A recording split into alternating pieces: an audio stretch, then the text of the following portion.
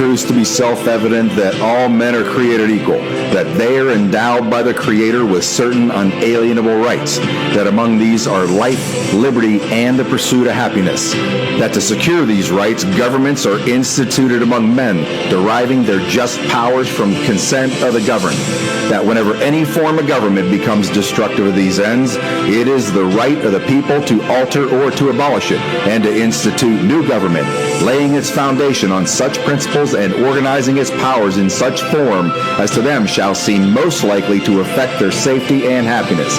Prudence indeed will dictate that governments long established should not be changed for light and transient causes, and accordingly, all experience has shown that mankind are more disposed to suffer while evils are sufferable than to right themselves by abolishing the forms to which they are accustomed. But when a long train of abuses and usurpations, pursuing invariably the same object, evinces a design to reduce them under absolute despotism, it is their right, it is their duty to throw off such government and to provide new guards for their future security. The world is waking up, and this is the tipping point. Ladies and gentlemen, Scott McKay coming to you live. We are live tonight. We're doing a stream tonight for the address. See what Trump is going to bring out to the nation. We are going to hang out and watch it here so we can just go right from his address to the nation, right to his address into commentary. Juan O'Savin is going to be joining me here tonight. It appears that this information may very well be about Venezuela.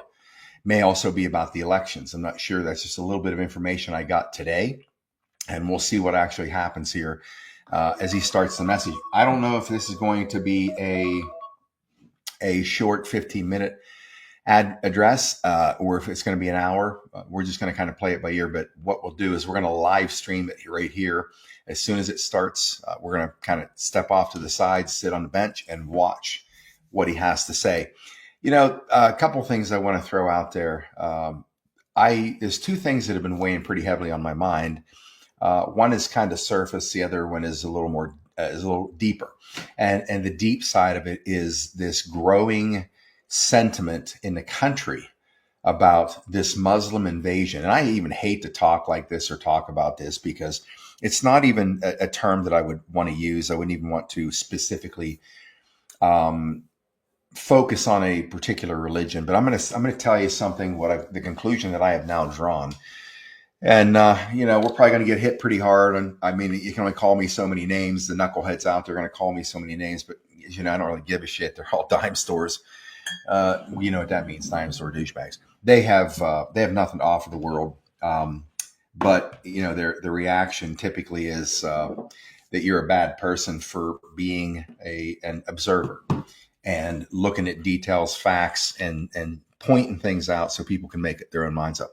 But the simple fact is that, in fact, I'm gonna segue for a second to something Laura Logan told me weeks ago whenever I went to an event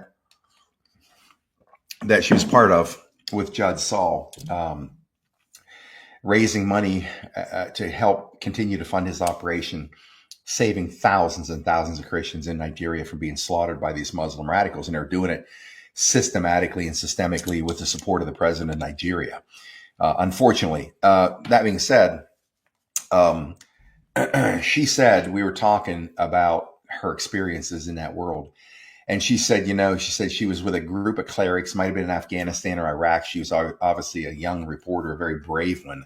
I don't know anybody braver than that girl. Having gone into these unbelievable war zones looking like she does. I mean, she's a candidate to be raped by any of these animals at any time, which she ended up having that happen to her when Muslim Brotherhood had overthrown the Mubarak regime at the behest of the clowns in America.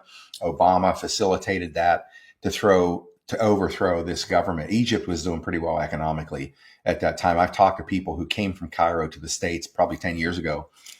One time, and he was telling me, I asked him about why you're pumping gas here, and it's because it's the only thing he could do. He had to get out of the country. The economy was doing pretty good. The U.S. had been supporting for decades, helping keep Middle East peace. Hosni Mubarak gets overthrown by the Muslim Brotherhood, and they come in and do what they do, and they destroy the economy. They're suffering there even today. You got dogs, starving dogs running through the city streets, trash everywhere in Cairo. It's a debacle. It hasn't been undone. They actually, General al-Sisi ended up overthrowing a constitutional military coup, overthrew the Muslim Brotherhood and put Morsi in jail, who was their leader. And unfortunately, the Muslim Brotherhood is active, and that is what Obama brought into this country en masse during his administration. Michelle Bachmann took a beating, Congressman Bachmann, by trying to out them to the world. And of course, the shitheads in Congress, outside of people like her, did nothing about it. They've been not only asleep at the wheel, Republicans, Democrats, senators, congressmen alike, they've been helping this invasion happen. That's why I tell you every day, they're all scumbags. They're absolute rancid scumbags, the DC political crowd. They've let this country be virtually overrun. And a lot of bad shit's been happening for years, not just because of the Democrats. It's all of them. If they don't like what's going on there, they should be raising hell like I do in the public forum. But they don't. They want their paycheck. They want their Georgetown dinners. And they want their ass kissed by everybody on earth because they're a congressman or senator. So they leave the job up to me. But that's one thing. Another thing is the whole Rob Reiner thing. I saw Mike Jaco covering a couple things today on from yesterday on Rob Reiner being murdered by his son. It's kind of bizarre. We're supposed to be kind and decent about it, but honestly, I have no kindness or decency for this guy. Mike had pulled up a lot. We know he's a left-wing radical, trashing Trump, telling us MAGA people go fuck yourselves on Twitter. Like, go, all you MAGA people go fuck yourselves. I mean, that kind of vitriol coming out of a scumbag like this guy who's come through the industry, and you know what goes on in that industry at its highest levels. And I know people see good side. Ron was on the other night, Ron Moss, and he's had experiences with not Carl Reiner, but Rob Reiner for years. Very nice guy, wonderful guy. And I'm sure he is to the right people. If there are people in Hollywood that have power or influence or general recognition, of course, those people are nice. But I've been around people in that industry that aren't, and I've seen the way they've treated other people. And I've actually fired, I think, 2 clients when I was out there. They were these kind of people. They were in the entertainment industry and just treat people ruthlessly like shit. I'm like, I'm done with this guy. So he doesn't deserve any respect from me after how he's attacked us literally since 2015 for over 10 years. Clowns like him just attacking us constantly. Well, guess what? The world that he grew up in, the world he was part of and he fostered, basically is what came to his doorstep one night and put an end to all of it. We'll see what happens in the news and get the details in time. But I don't have any love lost for this guy being exited. There's a lot of people that are being exited out of Hollywood, and we know this is an operation in many ways, whether that was something planned in some way, shape, or form, or if this just happened organically. He was going to be going anyways because of what he had come up in the industry doing to that world. But looking to see if we have any coverage coming up yet on Trump's address. It's supposed to be at 9:00. I'm going to just kind of peek around here a little bit. I'm going to see where you all are. I got to jump in here into the show. And I got two mice here, two mice. One works, one sometimes doesn't. So I keep an extra one on hand. Okay. Coming up, Trump address to the nation. I'm going to look around a little bit here and see what I can see. I guess we're getting ready to go. I have no volume over here. I cannot hear anything. Which caused prices to be higher than ever before, making life unaffordable for millions and millions of Americans. This happened during a Democrat administration, and it's when we first began hearing the word affordability. Our border was open, and because of this, our country was being invaded by an army of 25 million people, many who came from prisons and jails, mental institutions, and insane asylums. They were drug dealers, gang members, and even 11,888 murderers, more than 50% of whom killed more than one person. This is what the Biden administration allowed to happen to our country, and it can never be allowed to happen again. We had men playing in women's sports, transgender for everybody, crime at record levels with law enforcement, and words such as that just absolutely forbidden. We had the worst trade deals ever made, and our country was laughed at from all over the world. But they're not laughing anymore. Over the past 11 months, we have brought more positive change to Washington than any administration in American history. There's never been anything like it, and I think most would agree. I was elected in a landslide, winning the popular vote and all 7 swing states and everything else, with a mandate to take on a sick and corrupt system that really just took the wealth from people and crushed the dreams of the American people. For the last 4 years, the United States was ruled by politicians who fought only for insiders, illegal aliens, career criminals, corporate lobbyists, prisoners, terrorists, and above all, foreign nations, which took advantage of us at levels never seen before. They flooded your cities and towns with illegal aliens. They decimated your hard-earned savings. They indoctrinated your children with hate for America. They just released a level of violent felons that we had never seen to prey on innocent. They caused war. They caused mayhem. They caused a horrible situation all over the globe. But now you have a president who fights for the law-abiding, hardworking people of our country, the ones who make this nation run, who make this nation work. And after just 1 year, we have achieved more than anyone could have imagined.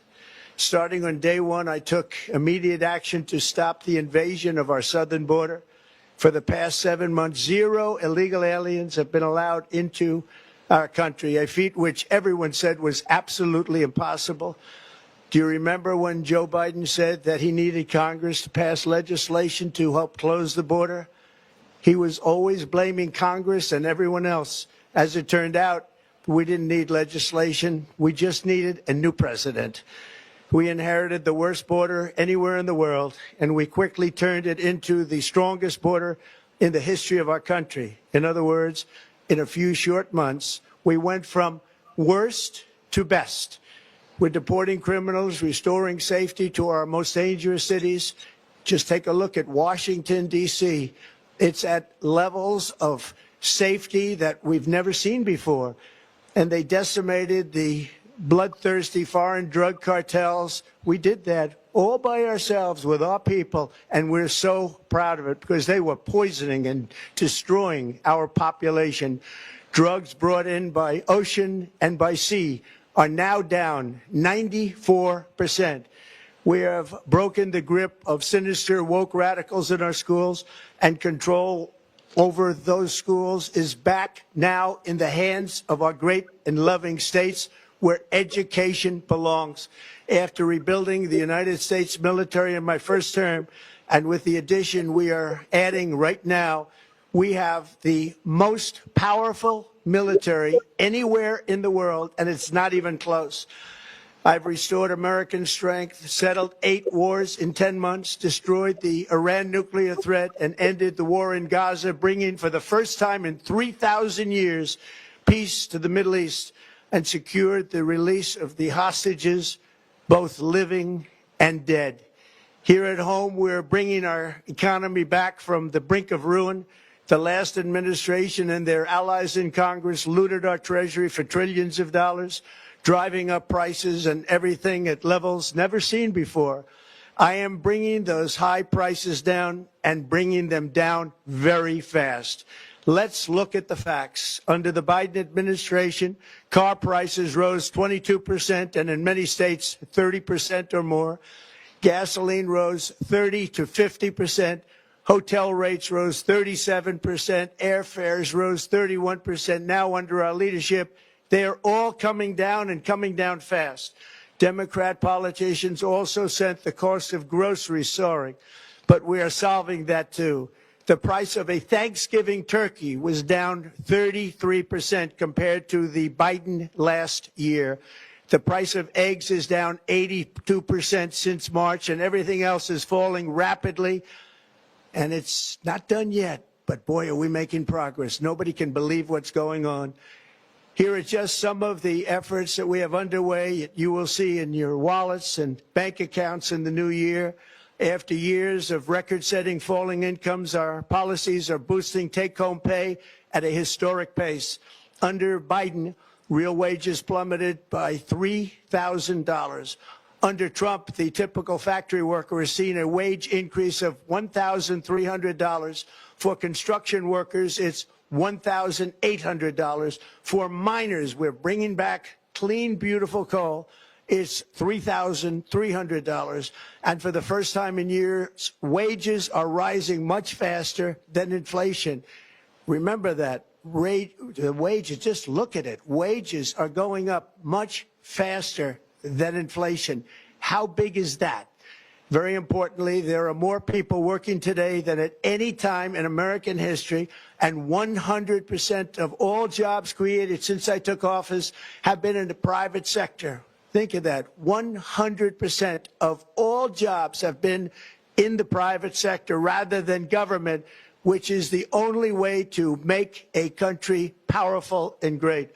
This historic trend will continue. Already, I've secured a record-breaking $18 trillion of investment into the United States, which means jobs, wage increases, growth, factory openings, and far greater national security. Much of this success has been accomplished by tariffs. My favorite word, tariffs, which for many decades have been used successfully by other countries against us, but not anymore. Companies know that if they build in America, there are no tariffs, and that's why they're coming home to the USA in record numbers. They're building factories and plants at levels we haven't seen, AI, automobiles. We're doing what nobody thought was even possible, not even remotely possible. There has never, frankly, been anything like it. 1 year ago, our country was dead. We were absolutely dead. Our country was ready to fail, totally failed. Now, we're the hottest country anywhere in the world, and that's said by every single leader that I've spoken to over the last 5 months. Next year, you will also see the results of the largest tax cuts in American history that were really accomplished through our great, big, beautiful bill, perhaps the most sweeping legislation ever passed in Congress. We wrapped 12 different bills up into one beautiful bill. That includes no tax on tips, no tax on overtime, and no tax on Social Security for our great seniors. Under these cuts, many families will be saving between $11,000 and $20,000 a year, and next spring is projected to be the largest tax refund season of all time. Because of tariffs, along with the just passed One Big Beautiful Bill, tonight I am also proud to announce that more than 1,450,000, think of this, 1,450,000 military service members will receive a special, we call Warrior Dividend before Christmas, a Warrior Dividend. In honor of our nation's founding in 1776, we are sending every soldier $1,776. Think of that. And the checks are already on the way. Nobody understood that one until about 30 minutes ago. We made a lot more money than anybody thought because of tariffs, and the bill helped us along. Nobody deserves it more than our military, and I say congratulations to everybody. And by the way, we now have record enlistment in our military, and last year we had among the worst recruitment numbers in our military's history. What a difference a year makes. In addition, I'm doing what no politician of either party has ever done, standing up to the special interests to dramatically reduce the price of prescription drugs.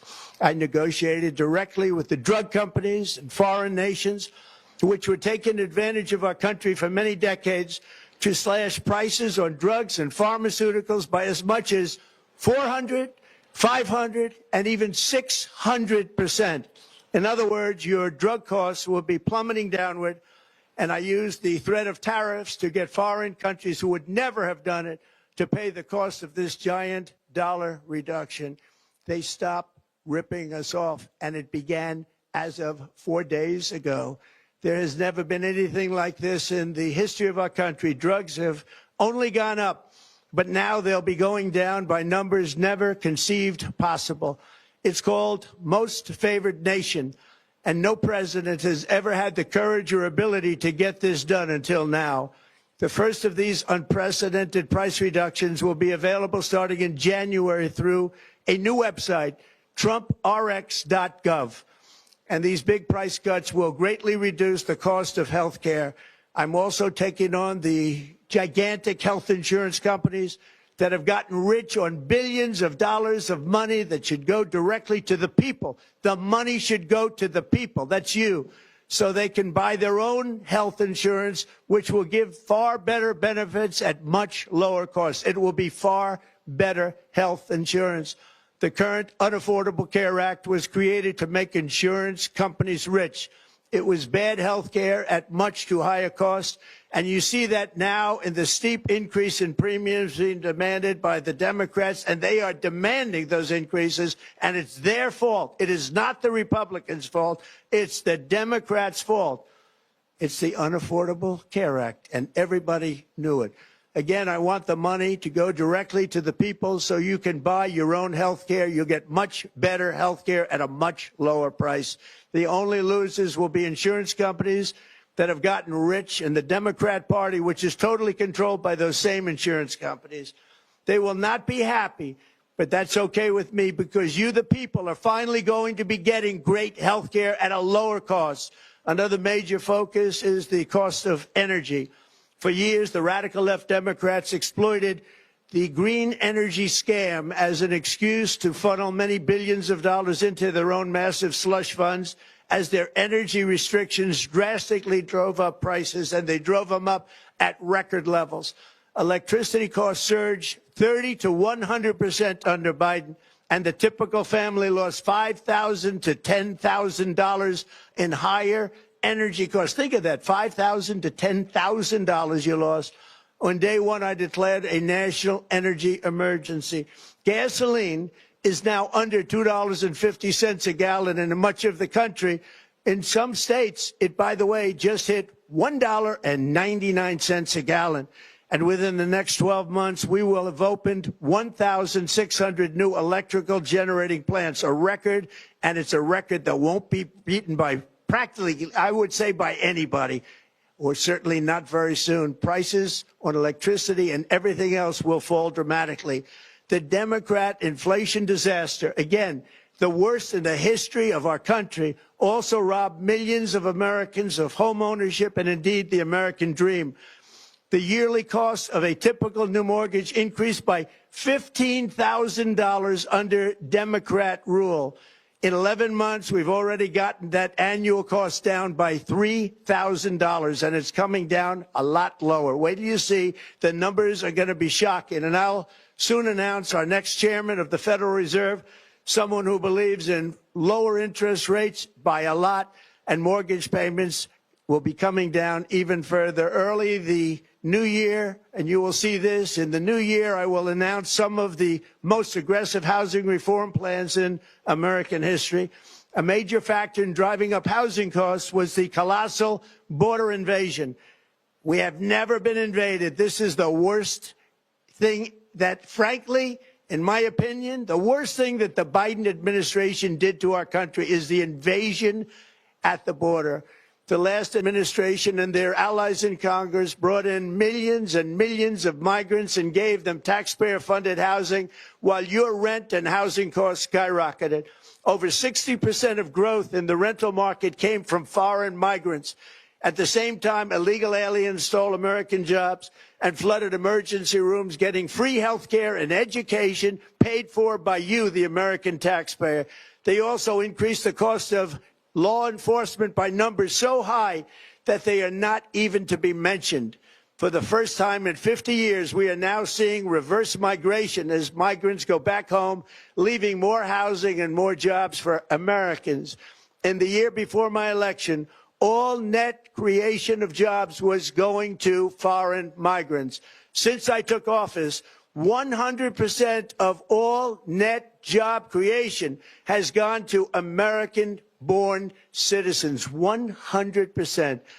In the end, government either serves the productive, patriotic, hardworking American citizen, or it serves those who break the laws, cheat the system, and seek power and profit at the expense of our nation. Look at Minnesota, where Somalians have taken over the economics of the state and have stolen billions and billions of dollars from Minnesota and indeed from the United States of America. And we're going to put an end to it. For so long as before my election, the vast majority of good and decent Americans were forced to watch as corrupt politicians plundered the halls of power, exploited our taxpayers, and pillaged every system that makes civilized society function. But not anymore, and you see that every day, not anymore. We're putting America first, and we are making America great again. Very simple. We are making America great again. Tonight, after 11 months, our border is secure. Inflation is stopped. Wages are up. Prices are down. Our nation is strong. America is respected. And our country is back, stronger than ever before. We're poised for an economic boom, the likes of which the world has never seen. Soon we will host the World Cup and the Olympics, both of which I got. But most importantly, we will celebrate the 250th anniversary of the Declaration of Independence. There could be no more fitting tribute to this epic milestone than to complete the comeback of America that began just 1 year ago. When the world looks at us next year, let them see a nation that is loyal to its citizens, faithful to its workers, confident to its identity, certain to its destiny, and the envy of the entire globe. We are respected again like we have never been respected before. To each and every one of you, have a Merry Christmas and a Happy New Year. God bless you all.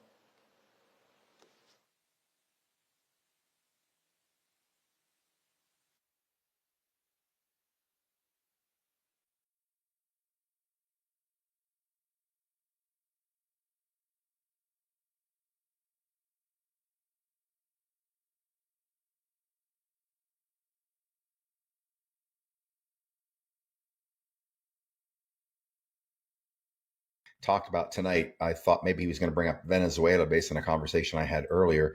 But it looks like it was just a general address to remind the people of everything that he's accomplished in a year. There's one thing that he said, and it kind of provoked something in my mind, and I'm going to talk about it in terms of economics, so we understand how it works. He's been in for a year, and I kind of sometimes I watch the threads, they chat, or I listen to other people talking, whether it's in social media or elsewhere on videos. They're talking about Trump's been in power this amount of time. These things haven't happened. This hasn't happened yet. And what I want to say is what I've been saying for the last number of years. This entire operation is a slow rollout because there are still people that need to see a repetition of these exposures and events that are taking place that we're overly ready for. And some have come to us. They're behind us. We got more coming. But to get some of these people that are the zombies, the walking dead, it's going to take example after example after example after example, because there has to be a pattern established when your brain is so fused, when your brain has a filing system like the old, I'm trying to think of what they were whenever we were in school. When I was a kid, we had drawers with a card for a library book, and can't remember that system, the name of it. Anyways, every card, somebody took a book out, they had to write their name in a card, put it back in a filing cabinet, and that's how the library kept track of who had what. But that system is kind of like the way your brain works. You have these what are called engrams in your brain. They're like plates. Imagine a plate having information welded or fused onto it or lasered onto it. Plate goes back into its, vertical file, and it sits there forever. It's in your brain. And your brain maybe has the recall power to bring it back to the forefront, or it doesn't. Every memory, everything that's ever happened to you is seared into these engram plates in your brain, in its neurological structure. Now, whether you have the recall power or not to remember all of it, most of us obviously don't, but everything is there recorded in living color. And that's really what I think in the case of these people that their mindsets welded to Trump being a bad guy, or number two, this isn't happening fast enough. There has to be continuous repetition to unwind the grip that all that information has as it has been solidified in everybody's everyday thinking, because they're bombarded every single day. And look how it is now. We were bombarded when I was a kid, but again, it wasn't like this. We had newspapers, we had magazines, you had radio, you had TV. Way different, because now just the internet itself, throw into the mix social media, it's a constant barrage of propaganda coming at us. If you look at a gas pump, you can't even get away from these things at a gas pump. You got to listen to commercials on video screens when you're trying to get fuel. They're always trying to program you to buy shit. They're selling you stuff. So it's a different wake up call for a lot of people that are younger than me, younger than we are. But here's the thing in terms of the economic side of all this. People are complaining like, how come this isn't better? Or, there's not more money flowing now. This is how it was in 1979. The election, I remember the 80 election. It was when Reagan came on. Reagan brought us to the largest or longest period of peacetime prosperity in the country's history up to that point post World War II. And it was because of the tax policies that he put in place. Now, when he's elected in 1980, he's taken power in January 23rd, 1980 actually, or 1981. So because he had a massive landslide, won every state, I guess, but one, Reagan had a mandate, which means the country wanted Reagan's plan in place. Every congressman and senators on notice. That much of a landslide, they better not push up against them, because they could cost them their seat in the next election if they don't support what America showed in mass that they wanted. These dipshits anyways will, as the cowards that they are, they won't stand their ground, and they will buckle like they all did, Republicans and Democrats alike. Anyways, so it was 1981 before legislation even started to be passed, and it was late 81. So the tax cuts that Reagan brought were the largest tax cuts in U.S. history. So here we are now in 1983. And the full force of the tax cuts had not come into play yet. So the economy still was struggling in 1983, going into the 1984 election. And of course, you would naturally feel that pressure, because people would be asking, hey, it's been a couple of years now. Things haven't really gotten as better as we thought they would, or as fast. Well, the reason is it takes time for, number one, these tax cuts to kick in and also to work. And I'm going to explain the laws of economies of scale when you're trying to put an economy back online. The difference between the 80s economy and the economy today is that the 80s economy was built on hard capital assets. Today's economy is built on digital, electronic transfer, valuation protocols, you name it. So the big difference is this. Back then, if somebody made a mistake in business, and it's why businesses, I think, ran more efficiently. If somebody made a mistake in business, and it could cost you big time, because if your revenue dropped, then that led to having to lay people off. It would lead to possibly closing down plants or whatever, and these are capital intensive businesses, meaning even if you lay people off, you got to shut down a plant. You still have overhead. You got to keep power on. You're paying likely property taxes, everything else that that plant requires to at least stay viable, even though it's shut down for production. So, and then if there's a catastrophic situation in a company that lasts too long, the company can go bankrupt. The difference between then and today is this. You can have billions of dollars wiped out in your asset, your stock portfolio. Some people do. Look at Zuckerberg. Oh, he lost 15 billion in valuation today. What does that mean? It doesn't mean anything.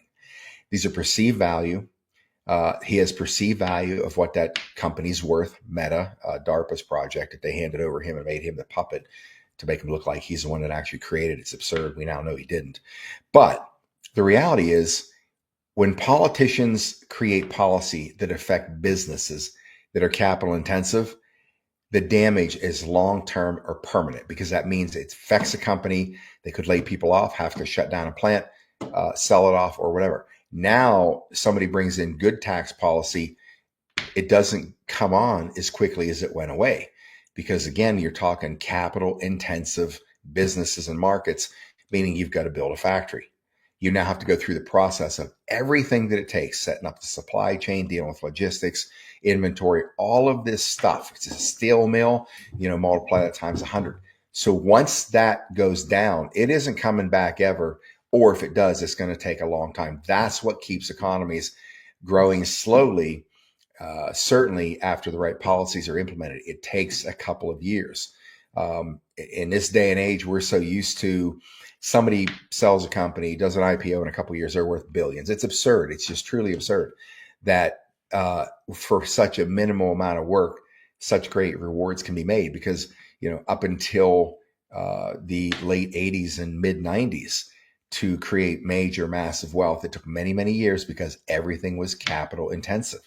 A lot of time, a lot of money, a lot of building, all of that. Not the case today. Now it can come, it can go, it can rise and fall very quickly.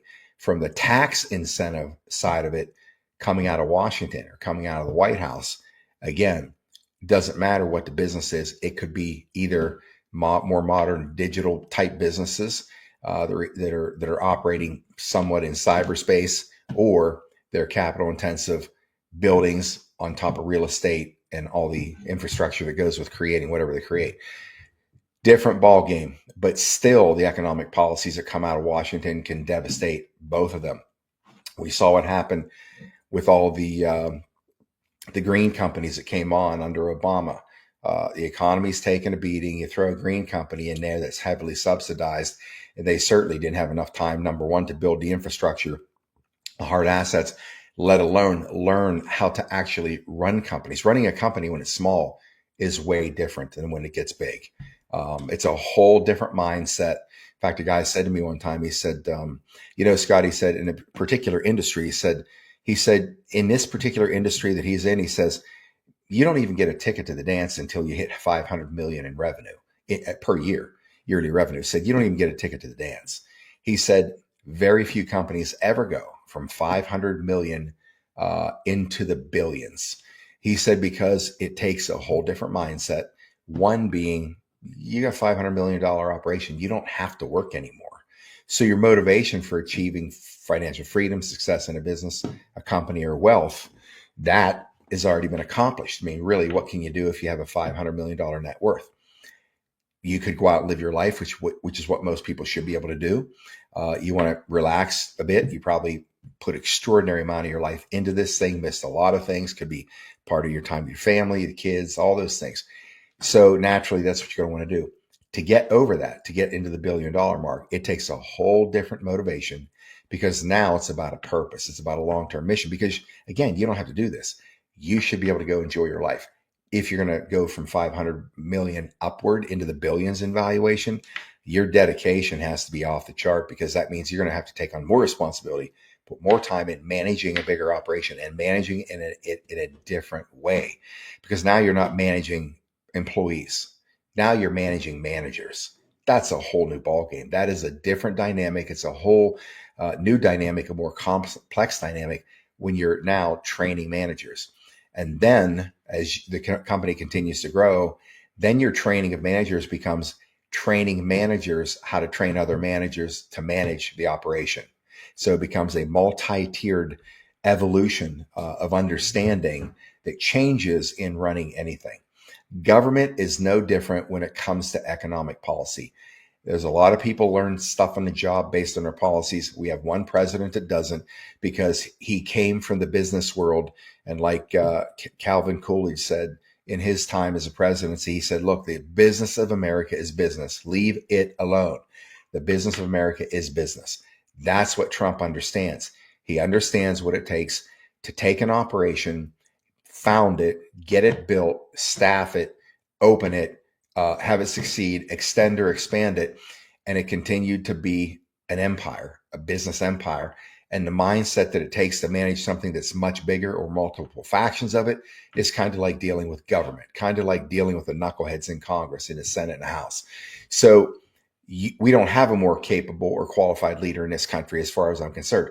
The last person that had this type of a wingspan but could nowhere match what Trump can do was Ronald Reagan. Ronald Reagan obviously was a Hollywood actor. Once he was done with that career, he ended up being a traveling speaker for General Electric, traveling around the country, meeting all the people working for General Electric, all the blue collar people, meeting with them, talking about General Electric. And over time, he got a chance to see America from the lower or the middle class demographic and started to understand the country better, understand how an economy really works. He was a Democrat. And of course, then he ended up changing his party affiliation to the Republican Party. People are saying, giving him shit because he left the Democratic Party. He said, I didn't leave the Democratic Party. It left me. I mean, look where they are today. So it didn't agree with, his ideas and philosophy on economics. So with that being said, the difference is that Trump has managed massive budgets in his career and his time. So when you're looking at this one, it's the biggest corporation in the world. It's the largest revenue stream of any corporation on the planet. That's the United States corporation, which we know is now defunct and basically dismantled. However, the machine is still that big. So it takes time for all the mechanics to get to high speed, and also for infrastructure that creates revenue to be built. It takes a couple of years.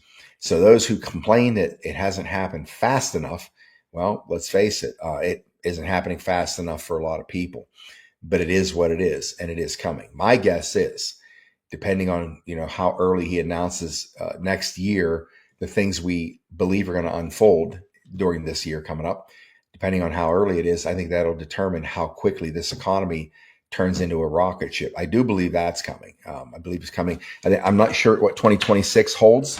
Love to make those positive predictions, but at the end of the day, I do not have a crystal ball. But what I do believe is going to happen is there is going to be the cataclysmic event of what that may be. Would it be an EBS? Will it be Trump coming out and announcing a number of people that have now been rounded up, picked up, put in Gitmo, whatever? I don't know. I still think there's going to be that type of an event. I still think there's going to be chaos in the country at some point. But I do believe, as Trump said, we're going to be 250 years old complete come 2026, July the 4th. So he said that's the marker when it's going to be better than ever.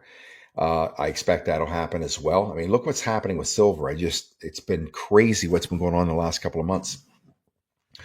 I think, man, I'll tell you, 128% increase in silver starting this year. Think of that. You make an investment, and if you're getting 4 or 5% return on your money for any investment, how did I just lose I just lost my page. See if I can find it. I lost my page that I was looking at. Let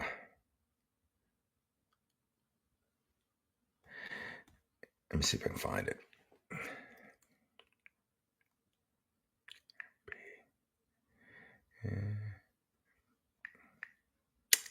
See if this is it. Forget the title of this. It isn't. Yeah, it is gold and silver. Okay, so right now, silver's at $66.72. If you're telling me the economy's not doing well, you sure as hell wouldn't see this happen.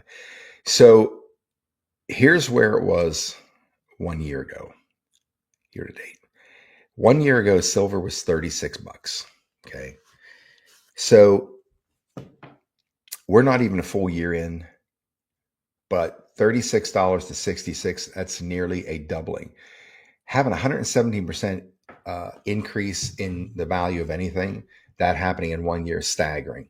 Year to date, from when silver, from January until now, it's $37.58 on the 1st of January.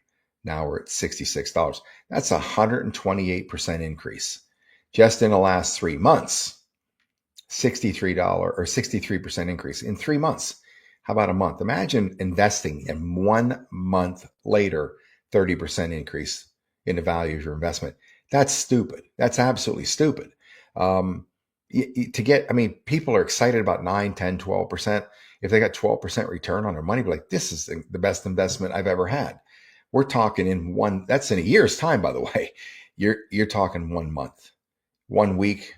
Just in 1 week, it's up 6%. I mean, those are respectable numbers. 24 hours. So the economy is obviously starting to pick up major speed. I know Kirk Elliott said he believes that come the third quarter or the first quarter of next year, he believes that we're going to be at $120 to $140 in silver. Now, think about where that is now. I certainly believe it's going to get to 100 just by the tracking I'm seeing and all the other factors that Kirk talks about. Massive electronics manufacturing coming back to the United States, $7 trillion of business investment. It's obviously going to be capital intensive investment, manufacturing, et cetera.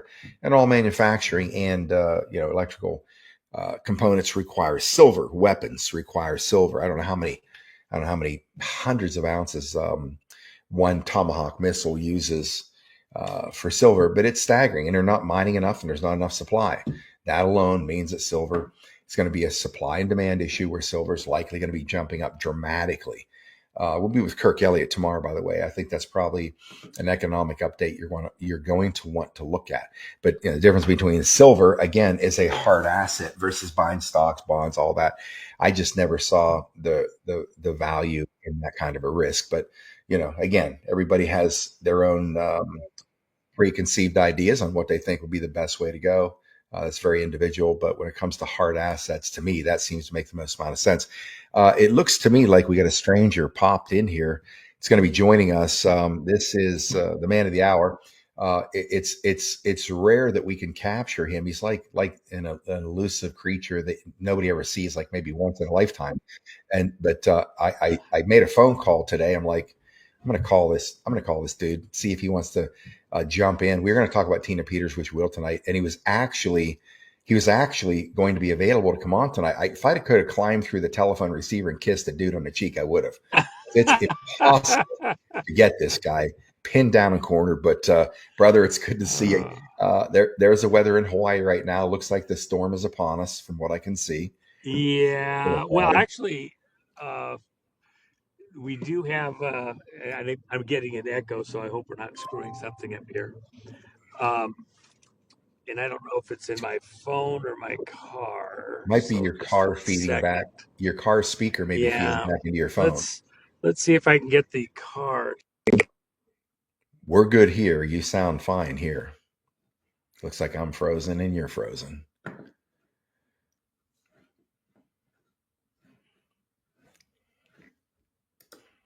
Oh, yeah, you weren't frozen. I was looking at the stream on Rumble. It was frozen. Anyway, so yeah, Juan had reached out to me in the last, I think, 24 hours. Need to talk about Tina Peters. He's kind of come back in.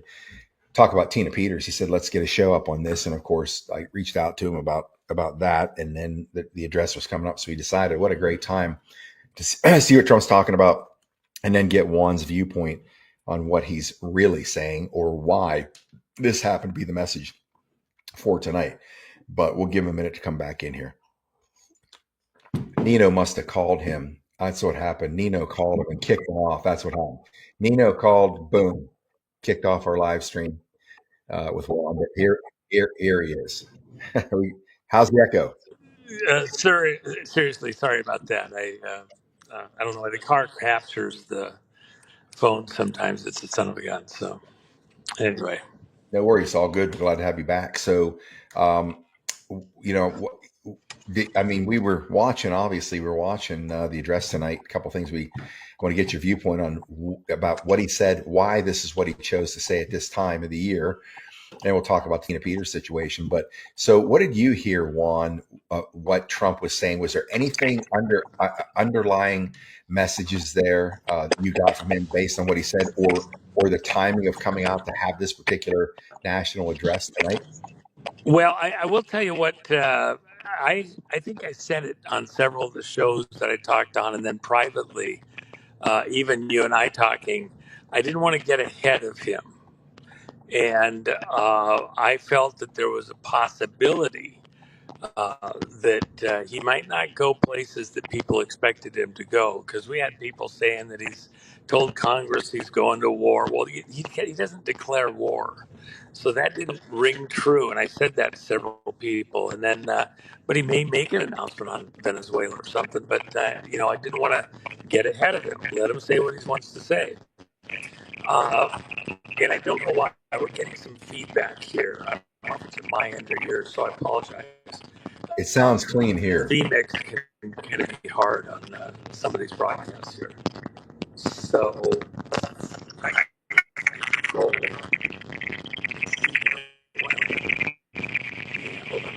Now it is getting a little bit weird.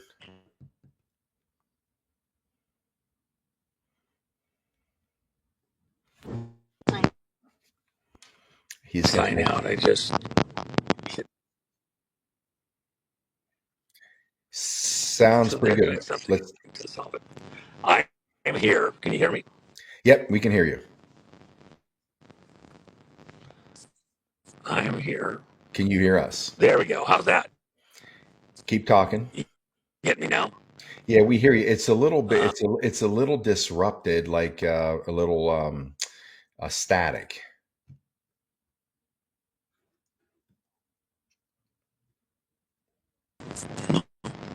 Don't know what the issue is. No idea what the issue is. Is that playing through your vehicle, Juan? Let's see here.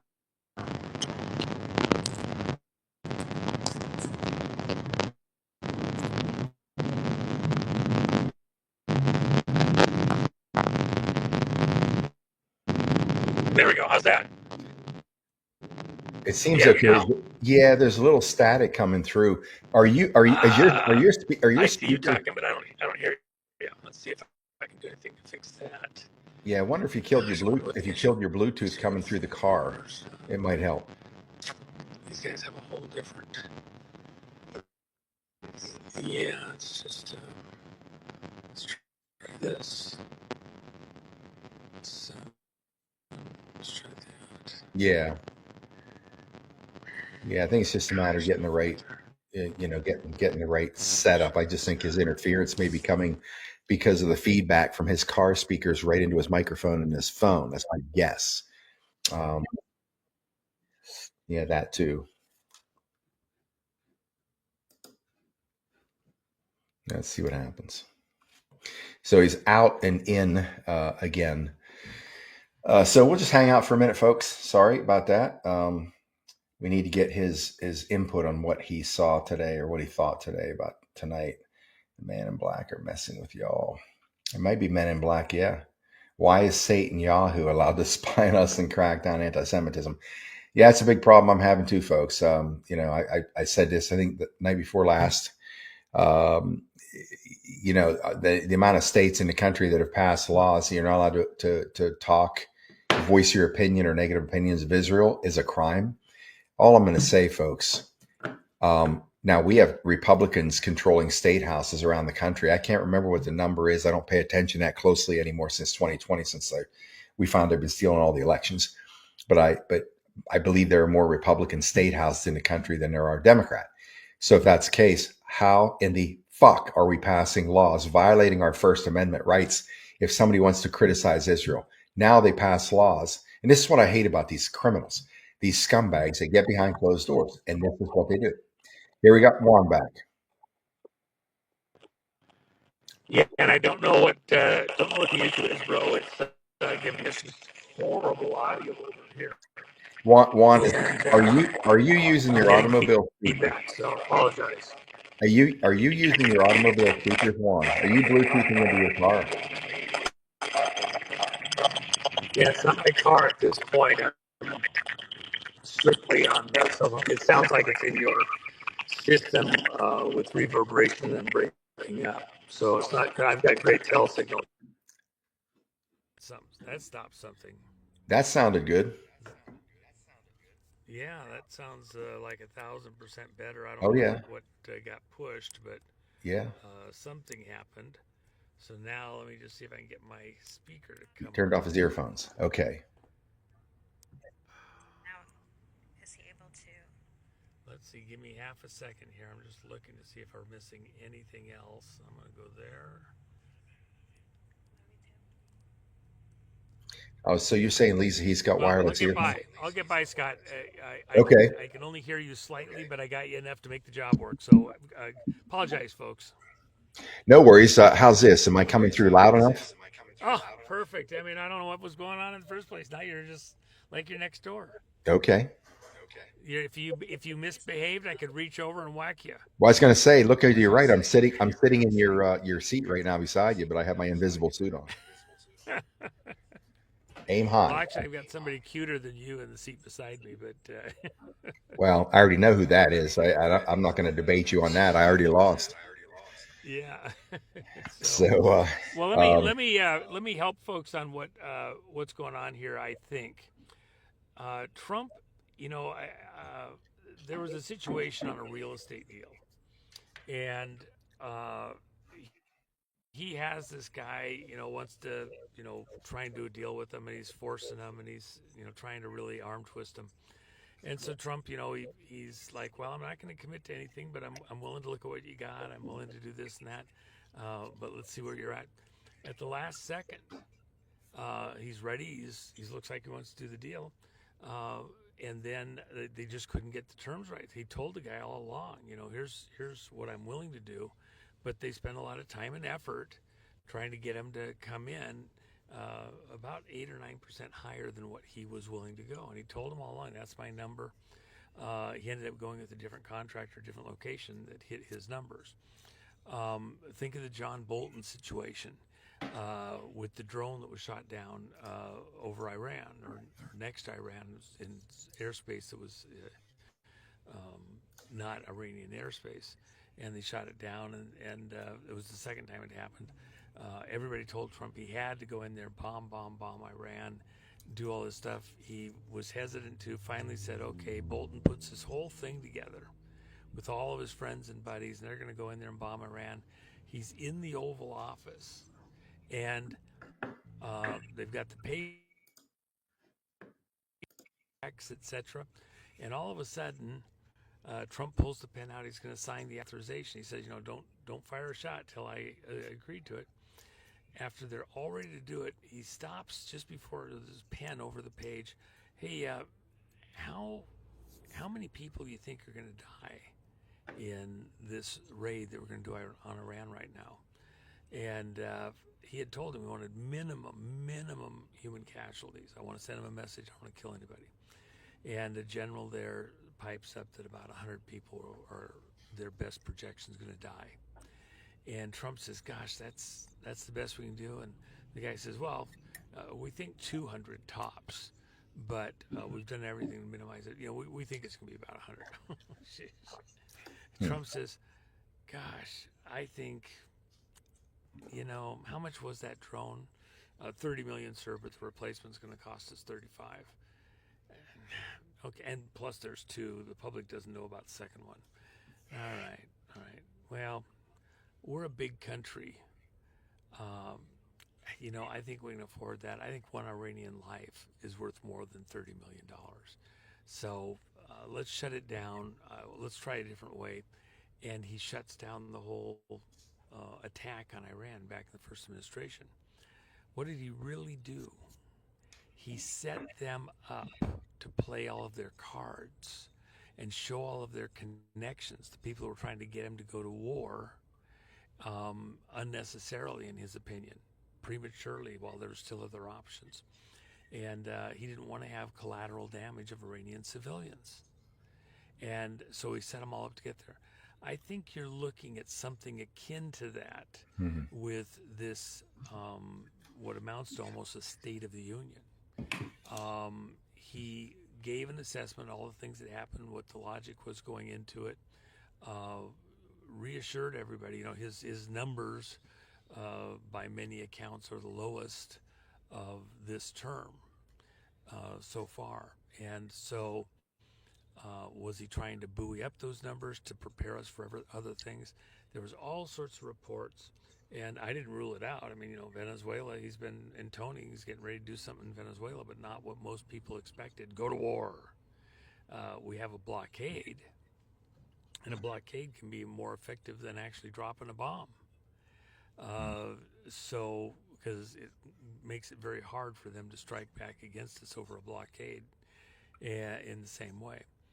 And so I think what you just saw was some type of backroom management to run right up to the edge and get everybody all keyed up in a certain way and then stop. Will he come back to address people about, say, Venezuela? Well, I guarantee you, people down in Venezuela were all puckered up, ready to, they figure we were going to war with them. Lots of people in the military, other places, thought we were going to war. The vote machines, the election, national security matter. There's a lot of stuff in play, and he didn't play those cards, so he held, and he just gave you a report card. Doesn't mean that other stuff isn't coming. He gave you a baseline, and now anybody that wants to second guess him, get ahead of him, is going to have to think about that. The other thing that comes to mind, and I was relaying this to people over the last several days, Trump had a speaking engagement. I think I told you this yourself, Scott, earlier today. He had a speaking engagement, and it was some military students. So he was talking with them before he went out on stage, a group of them. And he turns to all of them and he says, how many people do you think in my staff and around me know what I'm going to say today? How many people do you think I've told? And they're looking around, is it 5, 10, 15? And Trump says, 1. Nobody knows what I'm going to say today when I walk out on that stage, except for me. And he did something similar just now. He got them all baited in place because he's playing some chess here. Whether it's Tina, Venezuela, the national election emergency, the next executive order related to elections, which was it? And he didn't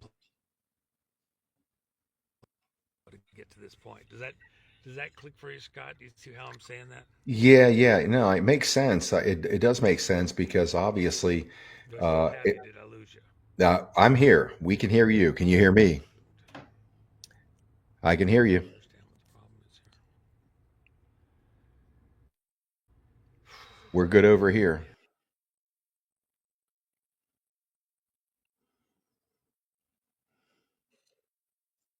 Yeah, it says he's offline. See what happens. He'll probably try to pop back in. That's kind of strange. I can't imagine. So here's what I figured out is when you're wearing ear pods or something like that, you're gonna get feedback from another speaker if it's coming through a car because that car speaker is feeding right into the headset microphones. If you're on a wired system, wired headset, and you got the mic hanging right here, that seems to eliminate that problem.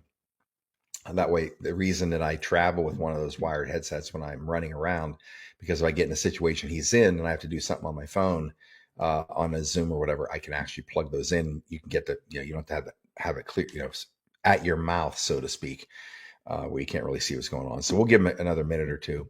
I don't know exactly the point Juan is making. I don't know exactly where he's leading to from that, but yeah, it makes sense. If these guys are always on edge because they know sooner or later the hammer's coming or the Green Reaper is going to knock on their door, he could have just decided to put out an address like this tonight, just to, if these guys are actually nervous about what's coming to their country, whoever Trump's enemies are, America's enemies are, I assure you, every time he head fakes them by doing something like what he did tonight, it just continues to work up your temperature, make you more nervous. The more nervous you are, the more mistakes you make. And that could be why he addressed what he did tonight in that way. We'll hang out for a couple minutes. We'll see if he can pop back in here. I forget where we were pushing off of whenever Juan came back or came on, but economically, I still think we're going to get an ass beating. I honestly, folks, don't see how we get the country back, but we have a monumental spiritual shift in the country until everybody pays the price for lack of paying attention to what's been done to this country by the politicians, not caring anymore, just accepting that's the way it is. All of that is going to lead to the demise and death of the country. I don't care if it's an animal or a human. If you let things like this go that are a problem, it's always going to take down the host organism. And the US is a host organism, obviously. And if we continue to sit back again and allow this bullshit to continue, it's my greatest frustration in the world is we don't have enough people. People are way too comfortable in this country, even the ones that are very awake. Like I said the other day, going right back to NFL football, going right back to all the worthless nonsense that we spend our time on in our lives, our whole lives, instead of focusing what's important. All these people have returned to that I've seen watching NFL on Sundays. And I think the only thing that yanks us out of it 100% is an economic collapse. And if we believe the transition is coming, something has to come down. Lucky for us, they've been building the parallel system, the quantum financial system alongside. I've been told they're both running now. I don't know if a QFS is running at speed, but it is definitely running. And my guess is they're just going to continue to elevate it in its own capacity or open exposure and keep as they continue to try to bring down the machine, the matrix machine, the banking machine that I expect. So we'll see. I'm still preparing for a collapse. I'm still preparing for these attacks. I don't see how we avoid them. We'll give.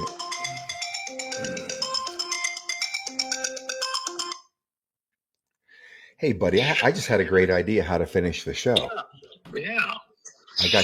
I got you on microphone right here, right now. So this is gonna be perfect.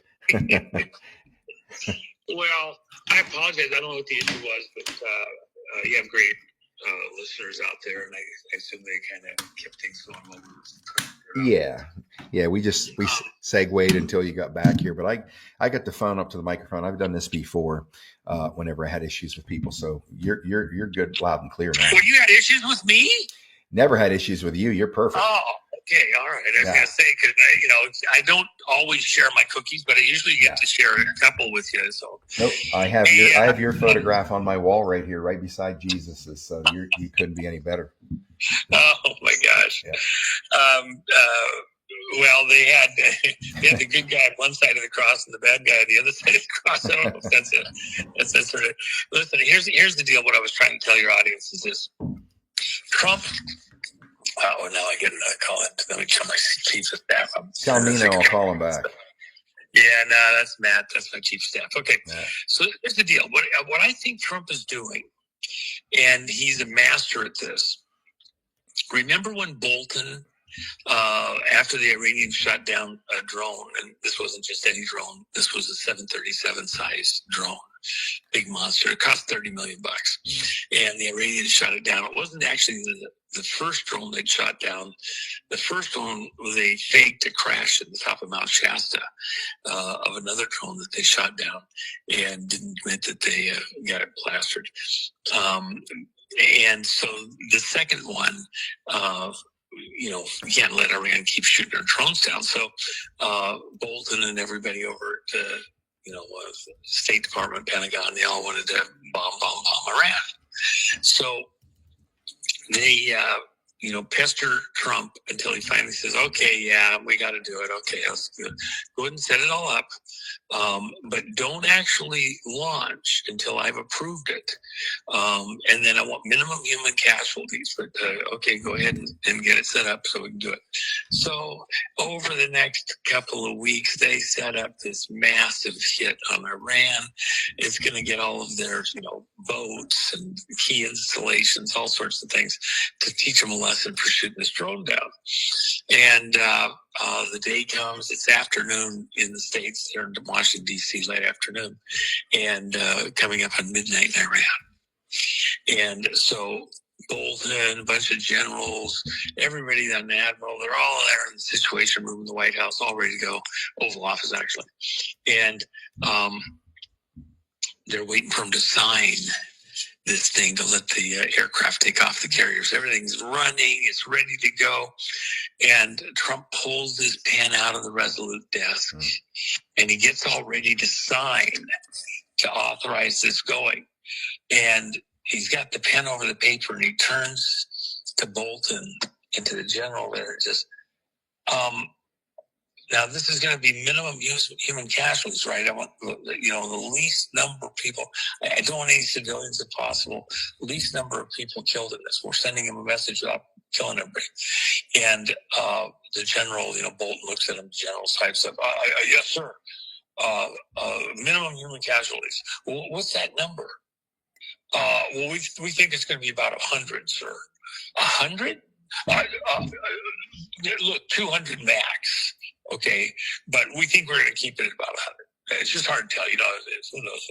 So Trump is like, okay, and he's getting his pen all ready to sign, and he stops and in a second. How much was that drone that they shot down? Well, it was about $30 million, sir. But it wasn't just one drone, it's two. And then the replacement cost, they're $35 million now. That's $70 million. We can't let them get away with it. You're going to go do $1 billion strike on Iran, right? We're worried about $70 million. Trump's looking at him, and he's got his pen almost on the paper, and then he stops and says, gosh, we are a big country. I think we can afford to just absorb that. I'm going to call it off for now. I don't want to kill a bunch of people. Tell everybody to shut it down. Sure, the Russians are watching, the Chinese watching. They're going to warn Iran. We don't have time to dither. Nope. I'm not doing it. Pulls the desk drawer out, puts the pen back in the desk, closes the desk drawer demonstrably. Everybody is like, what just happened? Bolton is so pissed. He is so livid. Crap, he leaves the White House and writes a book about it, right? What's the moral of the story? What did Trump really do? He got all of his enemies worked up within the administration, within the Pentagon, everybody else that really wasn't wanting to do his bidding, that wanted to start a war, and he didn't want to start a war. And he got them all to commit and communicate and set up. He knew who all the players were that were in on this to get the next war going. And then he called it off. Supposedly through a war, nobody shows up, right? So what was the scuttlebutt going on since Trump announced he was going to do this talk to the nation? Well, there's all the issues. We're getting ready to go into Venezuela. And there's going to be bombing. There was people telling me this morning, and I think I mentioned it to you earlier, Scott, that were saying that Trump's going to announce we're going to war with Venezuela. And I says, really? He doesn't. That's not how it works. Well, they're talking to Congress. Okay. Yeah, there's still certain checkpoints. That doesn't seem right, but okay, let's watch and see what's going on. Trump, he's pretty feisty. And so people are reporting. You got the Susie Wiles thing, and she's under fire. You got lowest ratings for the president so far since he took office, second term, supposedly out there. PBS is announcing he's only got 36% voter approval. Oh, why did they say 36? Well, that's the Antichrist, 3 times 6, okay? They play all these little games, okay? And, and then it's 57% disapprove of 36% voter approval, 57% disapprove of everything he's doing. He's the most horrible president ever. And then instead of coming out and announcing, we're bombing Venezuela, something to do with elections, the national election emergency, which he's going to declare shortly, executive order, he just gives a report card. Here's where we're at. And I think that it wasn't as much about the talk to the nation, although that was, here's the facts, let's have a baseline, let's get real. Things are not as bad as the media is telling you it is, and you know it. And so here's some things to buoy up people's understanding. But there was something else going on, and other people around him were sending messages, communicating, this is the big one, we're ready to go, blah, blah, blah. And he got them right up to the altar and then paused, and a bunch of people tripped on their coattails and their shoestrings, trying to stop because they were way out ahead of it. He's got some big announcements that he's going to do, but this was maybe reminding people, don't get ahead of me, even in his own camp, and don't presume you know exactly what I'm going to say, and go telling that I know what I'm going to say.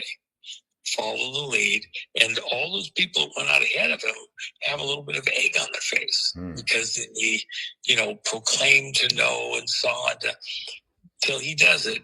Nobody knows exactly what's in his mind to do, and he's keeping his counsel, and he's kind of making a point and making it stick. Does that click for you? Does that make sense, Scott? It does, because most people know, want, or believe that he's still surrounded. He's in a den of vipers, and I suspect a lot of things he's doing inside the administration. If he doesn't know who's working against him, and maybe he does by this time, but it would seem to me that he would be playing this out in ways that could smoke out some of these people, trip them up, or maybe neutralize them. Is my assessment accurate on that? I think that's exactly what I'm trying to say. And I think, that would be, look, you can have every report of what you just said. Within this audience, I think, much of them are true believers already. So they're trying to read between the lines. What just happened? It wasn't what most people anticipated, even within his own team. He's not letting even his friends push him ahead of what he's ready to do next. And it keeps our enemies under kind of a, they got to think every time, is this the big one? Is he going to do this or that? And what happened behind the scenes that you didn't know about? For example, when he was going over to the White House to do this press thing, talk to the nation, he had McCarthy, the old Speaker of the House, that's out now, and Johnson's in. He had McCarthy in tow going over to Marine One. So what other conversations are being had just out of sight? And why would he be having those? We are, we have the largest flotilla in South American history. Venezuela is surrounded, if you will. So what are they getting away with right now? Not very much. And does he have to go to war with Venezuela? A lot of people are saying that was his next move. Trump, the last thing he wants to do is go to war. Yeah. And he's made that excruciatingly clear over and over. But he'll use everything in the box to sequester, lock in, keep these people from mischief. And he's not afraid to, you're going to try to bring a boat out with drugs. They're going to kill a bunch of people. Well, we'll kill you right back. And by the way, the boat with the survivors that was hit a second time, they were enemy combatants. They were returning to their boat. And so within the letter of the law, they were not innocent civilians, whatever. So, and nobody gave the order to kill them all or something like that. There was, some ongoing concern. I'm not going to apologize for it. I'm not completely comfortable with what happened there. But in the fog of the moment and communications and all that, they were fair. They're out there trying to bring drugs. One of those boats might kill, 500 kids here in the country. The drugs getting out there to people. If it just kills one, are we going to let it through at this point? We're choking them off so they can't come here and bring their poison or get money to go do their poisonous acts against not just America, but across the world. By the way, it was Chinese boats carrying meth being made in Venezuela to the shores of South Africa, and they trade the meth. It goes up to Africa from South Africa, up to Europe from South Africa. They trade the meth for abalone and other sea delicacies with Chinese traders to, make money. And that's coming out of Venezuela. So there's a lot going on here that I think by tomorrow or the weekend, we may know a whole bunch more of things. It's a magic act. While you're watching this, something else is occurring just out of sight, and he needed everybody's attention for a moment while he was doing other stuff. That's my personal gut instinct. We'll find out if we even know what it is for the time being. He may very well have had in mind that he wanted Venezuela, Maduro, to think this was the big one. And, the bombing starts in 5 minutes and work to change locations. Remember, Maduro has a $50 million bail bounty on it. And, much of the pain in many categories going on in the American public is coming right out of Venezuela. That's why we have flotilla, largest in South American history, blockading Venezuela. So, yeah. Well, that blockade is as effective as actually doing combat, in my opinion, because if they're blocking everything coming out of Venezuela, they're choking out their money supply, in my opinion, aren't they? One, isn't that where they're getting any money from drugs and oil? If they can't sell oil. They're supposed to be under sanctions, as Russia is also, and the oil isn't supposed to be going out. China says, we'll take the oil and you can't stop us. The one boat that they stopped initially, the skipper, and started to make a point on, that was a boat that was changing names, flying under multiple flags, trying to play a little cat and mouse, and then sell the oil into places that they could make a buck at cheap prices, and covertly. And so we made a big stink about that one. But others of them going to China, et cetera, well, that's financing the Maduro staying in power, and he's there through election fraud. So Trump has made it his point that Maduro's out. We have a $50 million bounty from the Justice Department. He's been indicted on exporting terrorism and drug charges, drug trafficking, and so he had an opportunity to go into exile and he could live out the rest of his life, work on a suntan, hang out on the beach chairs, but he'd be pretty much locked to a tropical island location for the rest of his life. And he didn't take it. So he wants to duke it out. That opportunity is now gone. He doesn't have the opportunity to opt out. We're going for him. And Trump, not letting it get out that he wasn't going after Maduro. Everybody's speculating. I was speculating he'd lie and say anything that would put, storms upon us. And he baited him. I think we'd find out something happened that we didn't know, or other people couldn't know what Trump's real intent was. And they probably took certain actions that helped reveal positions, connections, intentions, somehow. Well, it makes sense. There's a couple points in here I wanted to throw by you that are a little off this particular subject matter, but I want to throw them at you anyway. Somebody was asking, they want to know about the $900 billion to Israel. Somebody's a little perturbed about that. Do you have any comment on that? Well, I don't have a specific knowledge on that precisely, but let's talk about Israel for a second. We'll start back at the bombing in Iran.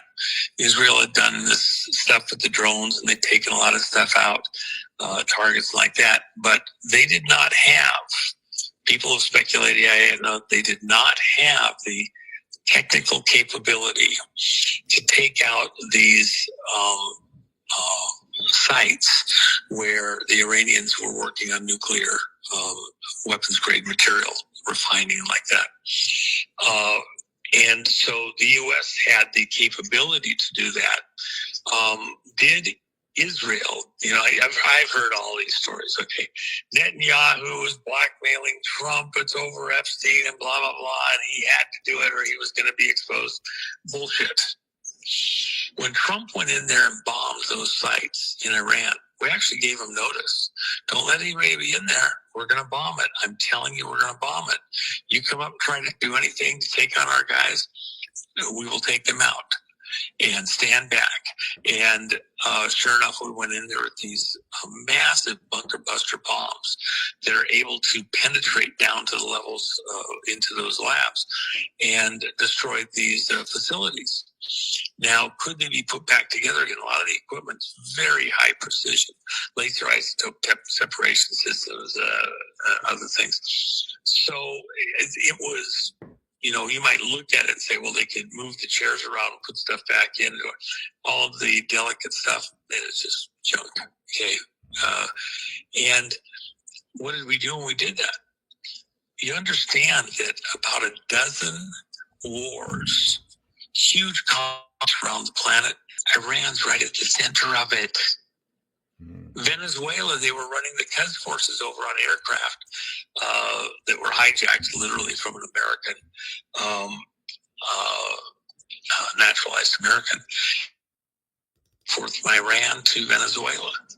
And that's a bigger story than people are that's coming. When you get to that story, that's going to equally piss you off with a whole bunch of other ones. So these special forces, these Quds forces, have been being ferried to Venezuela. And then many of them were coming by land to the United States, into the country. Many of them are still here. And there's a lot of ways we know that.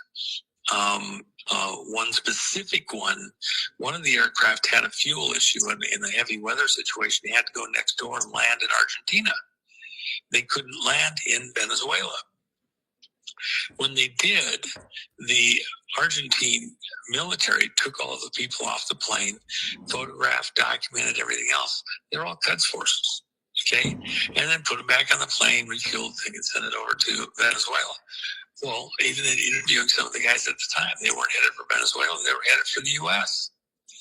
And that's been going on for quite a while. Cuba, Venezuela's been being run by Cuba. Cuba's running Venezuela. You couldn't get a driver's license. You couldn't get your social security check without a Cuban approving it. It's been that way for a very long time. Okay, 30 years plus. So with that in mind, who was tied into Venezuela besides the Iranians? Iranians were tied into Cuba. Iranians are tied into the Congo. Iranians are tied into Russia stuff. The Congo, where you have 10 million people dead. And Iran's in there helping with the Chinese to go in and get the metals and keep that war going, with troops on the ground inside of Congo. The Iranians tied into South Africa, which, by the way, had the nuclear materials for 6 bombs. The expertise for 6 bombs, a few decades ago, before we had, what's his name, the apartheid guy come in and take power. So with that in mind, say again?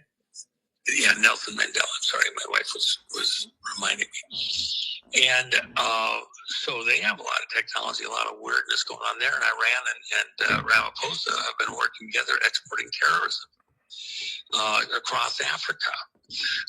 Iran is, going after us here in the U.S. with all sorts of mischief behind the scenes that you don't know precisely about because it's kept behind the curtains. The attacks on Israel with thousands and thousands and thousands of missiles, which they didn't fully understand how Israel was already defending itself with laser systems, besides the missile interceptors, which are much more expensive. So Iran's trying to, the stuff in Yemen, with Iran involved there, a couple million people dead. You have more people dead in Yemen by like double as you have dead in Ukraine in half the time. It's Iran's right there in the middle of it. So when Trump bombed the nuclear facilities in Iran, where would Iran send a bomb? What would they do to try and cause a fight? Who would they give it to or work with? Remember, they want to start jihad. They want to start this, end of the world that brings back the Messiah. If they bring the world to the brink of destruction through World War III, the belief is within their religion, if you will, these mullahs, that they bring the Messiah to the earth, not Jesus. Their Islamic Messiah, and he conquers all their enemies, and they, have their 1,000 years of peace. Okay, it's a variation on the, Christian religion, the Judaic religion, and within all of that, you had to stand. Trump stopped him and put him in check, and stopped what they would have done with terrorism or blackmail with nuclear devices. Not putting a missile, most likely, putting a ship, a truck, something else. And he didn't do it for Netanyahu, he did it for the whole world. Okay, it wasn't just for Israel. How would a nuke be usable to Iran here in the U.S.? Sum of all fears. Again, the other thing is that, yes, there's a lot of money going to Israel. It's has to be revisited, and Trump is doing that. Let me add one other thing. I can hear people, that's not a good enough answer. He's still sending money over there. Okay, hold on. Relax for a second. Let's have a conversation. So, Trump goes to Saudi Arabia and secures an arms deal that, it's like $1 trillion. Okay, then he goes next door to Qatar and secures another arms deal. It's like $1.5 trillion. This is huge amounts of money. It's all going to be built out. Well, then they're going to come to the United States and invade America. Look, when you buy an airborne weapon system platform, those aircraft need spare parts. You better be on the right side of the U.S. government, or like Iran found out, those F-14s that you got, they are paperweights, and very quickly. I never thought about that. They still are running those things, and we got rid of them, 15 years ago, at least? Well, that's all they have, but they're doing it with spare parts, and the spare parts don't work right, and blah, blah, blah. So, that's what Iran-Contra was about, was the Israelis were selling parts to Iran to service and maintain their 14s. And then in the course of doing that, the money from these spare parts, Israel was getting backfilled with replacement parts. These were the old used ones, tires, brakes, silly things. And so that Iran could still fly these aircraft. They still were struggling to keep anything moving. They weren't going to fight a war. They were going to do a demonstration flight. That was about all they could really pull off. And it was $40 million for the spares, which even then, you're not keeping much going very far on $40 million. And so the reason that I mention all of that is now Qatar and Saudi Arabia, they are tied to us with helping to service, maintain, those things need updates. They got every month, they got 100 new changes, updates, repairs, etc. They're tied at the hip to the U.S. Military and defense system and politics to align themselves with how we think for the next 30 years. And the most important thing that nobody even understands, trillions and trillions of dollars going on. Okay, hold on. Here's the other thing.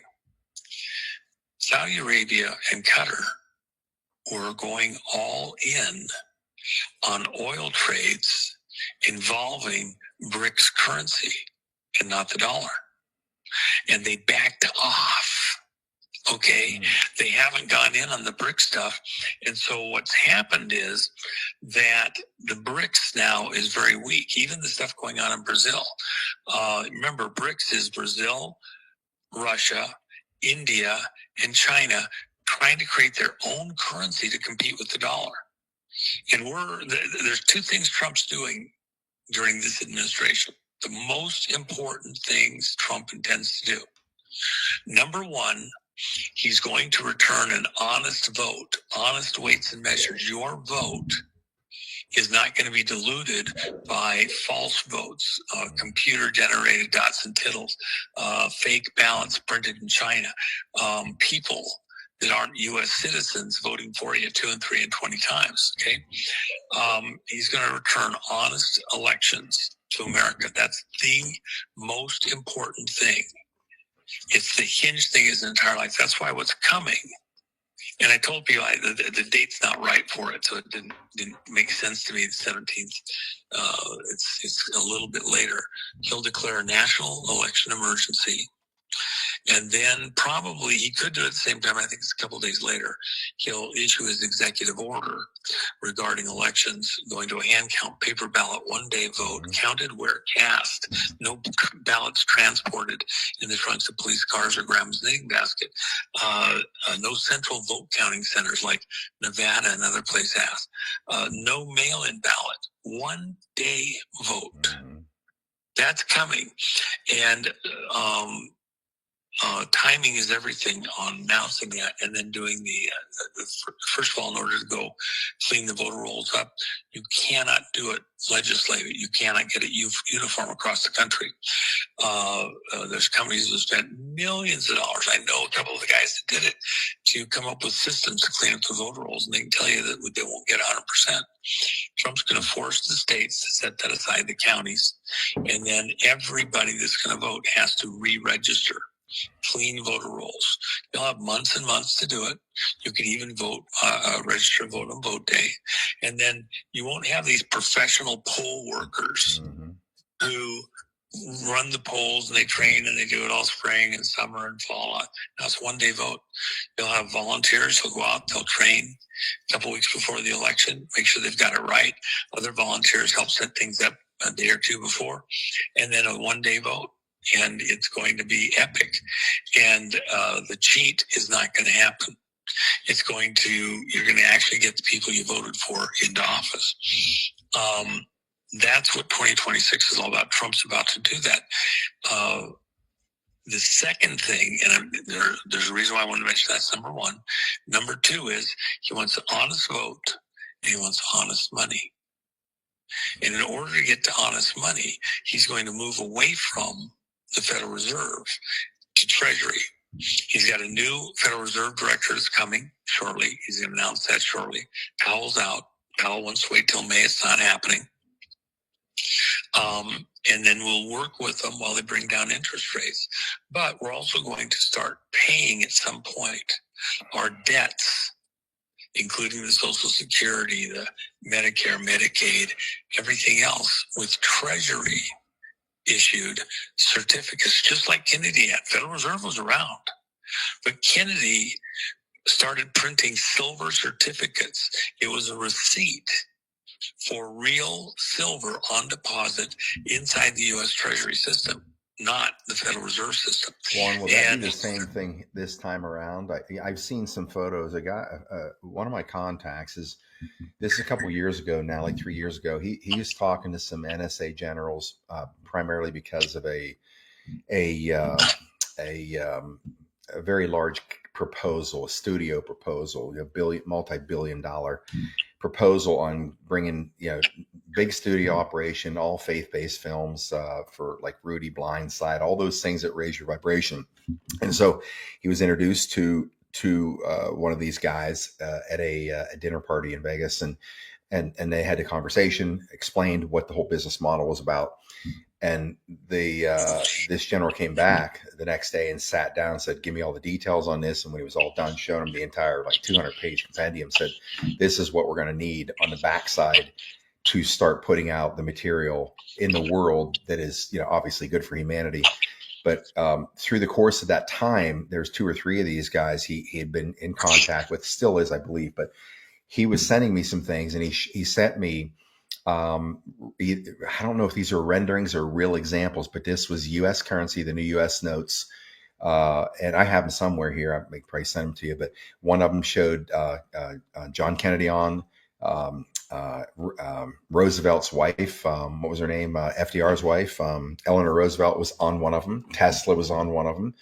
And I said, why Roosevelt? And they said she was quite a humanitarian. I didn't know much about her, but so those were they look incredibly authentic, obviously, and nice designs. But he said this is the new currency that's already on the sidelines for the new U.S. note that's backed by, obviously, my guess is precious metals. Is there any truth to that based on what I saw, or how does this look with this system, this new is it a new currency, or are they going to recycle the same dollars and tie them to something? How does that look? Well, there's going to be some kind of a move over at Treasury, but I don't think we know exactly what it looks like. It's kind of like today. Is Trump letting everything out of the bag yet? No. And even some of the people involved don't fully know all the details. The short version is he wants to go to gold-backed everything.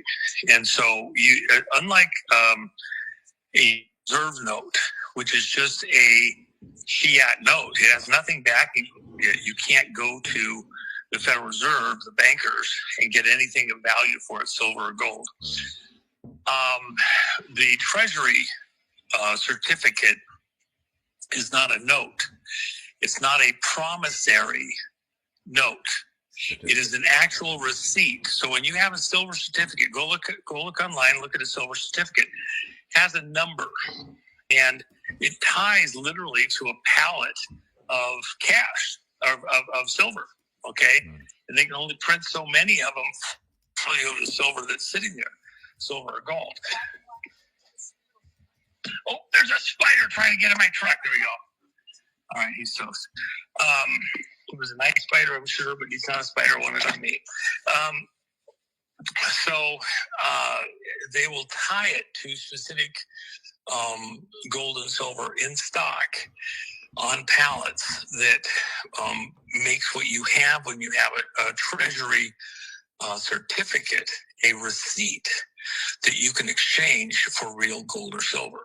It would be the theory, as opposed to just a note, promissory note tied to the political promises of a politician or a banker, who knows who. So that's quite a bit different. The transition is not simple. And by the way, just as an aside, part of the problem with the whole Federal Reserve System, the international Federal Reserve System, is it's tied to these banks in London and the city within the city. And that's in large measure who Trump is fighting. Remember, where did the dossier come from? It would accuse Trump of the Russia stuff. Came from the city of London, city within the city. Okay, from Bankersville. That's how it was being coordinated, disseminated, everything else. These are people that have it all in for Trump, that want the war with Russia, trying to set this whole thing up, this globalista crowd. So is Trump going to actually promote and make them better? No, what he's going to do is he's going to force them to bring interest rates, same thing he did in the first term, bring interest rates down to next to nothing. And then start switching, because we switched to paying with Treasury certificates, not Federal Reserve notes. Now, people are welcome to trade it into Federal Reserve notes, but what will happen is a natural transition out of one to the other. Many people won't fully realize it, but over time, by the way, when Kennedy issued the silver certificates, within just a couple of days, I think the fourth day of the Johnson administration, 3 days after the death date, the murder date, he pulled back the silver certificates, ordered them taken out of circulation. And all of the existing ones, they had to turn them in. People had to turn them in within so many days, or they would no longer have purchasing power. You couldn't transact them through the banking system. They were no longer legal tender. And they pulled them out of circulation, replaced them with Federal Reserve notes. Trump is in many ways picking up where President Kennedy left off to try and recapture the country from this crowd that's hijacked the ship of state of America. And the currency is the other one. And so in the Bible and the scriptures, it's called honest weights and measures. And God abhors dishonest weights and measures, something where somebody's drilled a little hole in it, they've lightened it up just slightly, they've overweighted it somehow to their advantage for buying or selling grain and other things. So it's a way of theft that's hidden. You can't quite see it. Fiat money with interest rates for what? They print paper for managing our money supply. It's not even our money supply. It's unconstitutional. The only thing that's constitutional for money, according to the United States Constitution, is gold and silver coin minted by the Treasury with exacting specifications and the various mints around the country. If anybody frauded on the weights and measures within the coinage, you could probably just about kill somebody and not get as severely punished. So it's a way of stealing that's hidden. But fiat money, Federal Reserve money, is a way of stealing with false interest rates and payments for, managing it. It's the biggest theft on the planet. We're going to go back to honest weights and measures. So two things. Honest vote. Your vote isn't diluted by fraudulent people who aren't U.S. citizens. And honest vote. And did we get that today? We got a report card. And so a lot of times, if you think about it, before you move on, you kind of have to do an assessment. Here's where we're at. Here's what we've got. We're doing great here. We're not doing so great there. Here's what's left to do. And then you can power on to the next thing. I think he just gave you a foundation where we're at. All the pundits can complain. He hasn't got this. He's lying. It's not true. He gave you a baseline. It's not as bad as some people are saying. And now we can move forward. You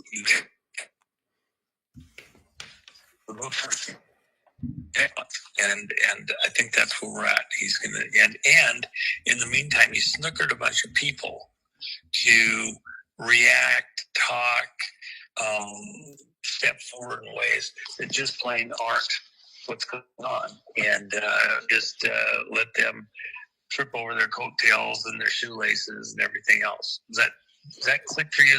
I know you're watching the comments.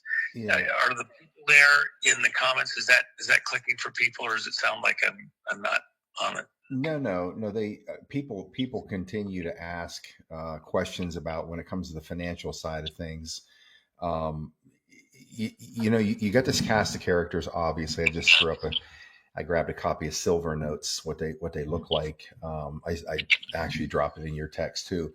People are asking, and again, and this is kind of an ancillary question, because there are things going on. My belief is, you get this cast of characters that are still out there. They're in play. You have Jamie Dimon, JP Morgan. You've got other people that obviously we don't believe are good guys working for the other side, part of the cabal powers, carrying out, their own mission with the rest of the World Economic Forum crowd. But and some of these people are still in play. Some are close to Trump. He's got relationships with them.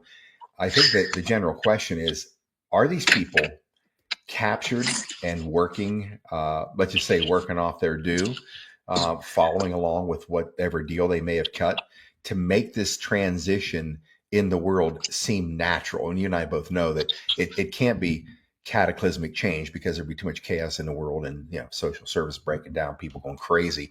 If it looks like a natural political transformation of the planet at a speed that people can absorb it, number one, and say, wow, the world's really changed in the last 3, 4, 5 years. We're heading in a different direction. How great is this? Versus something that is explosive and creates fear and panic.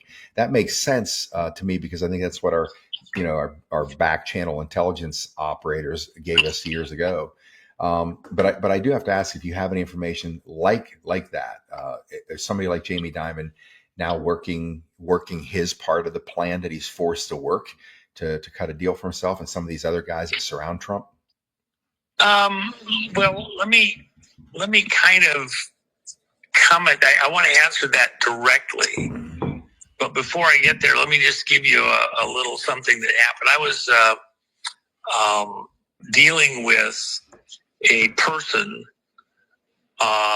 who had retired from inside the intelligence community, who I knew for quite some time. And she, at the time, this is 4 years ago, and they retired. They're in a retirement community with their spouse and like that. So we were talking because we were supposed to meet in the Caribbean on something, and this person was going to be on vacation there, and I wanted to get a chance to meet the spouse. And I had some technical questions on some money being moved in and out of a certain country, and this person was the right person to talk to. So she didn't end up being there, and I only had one day to meet with her, and so I didn't have a lot of room to, juggle or whatever. I get to the spouse. The spouse says, I got to tell you, I don't know what's going on, and she can't tell me what's going on. So I go meet with her at their home in a particular state a month or so later. And they tell me, yeah, Jamie Dimon, they had an issue on this particular thing, and the people there now didn't know how to handle this particular transaction and get it done. So they literally sent his personal jet to this island location, picked her up, brought her back to New York, took her like 2-3 hours to do it because there was a lot of very secure situation, very sensitive situation, a lot of money involved. And then she went back and, continued her vacation. It was the exact day that I couldn't. It was the only day that we could meet there. That was within an operation, not just the intelligence community in generic sense, but national security issues.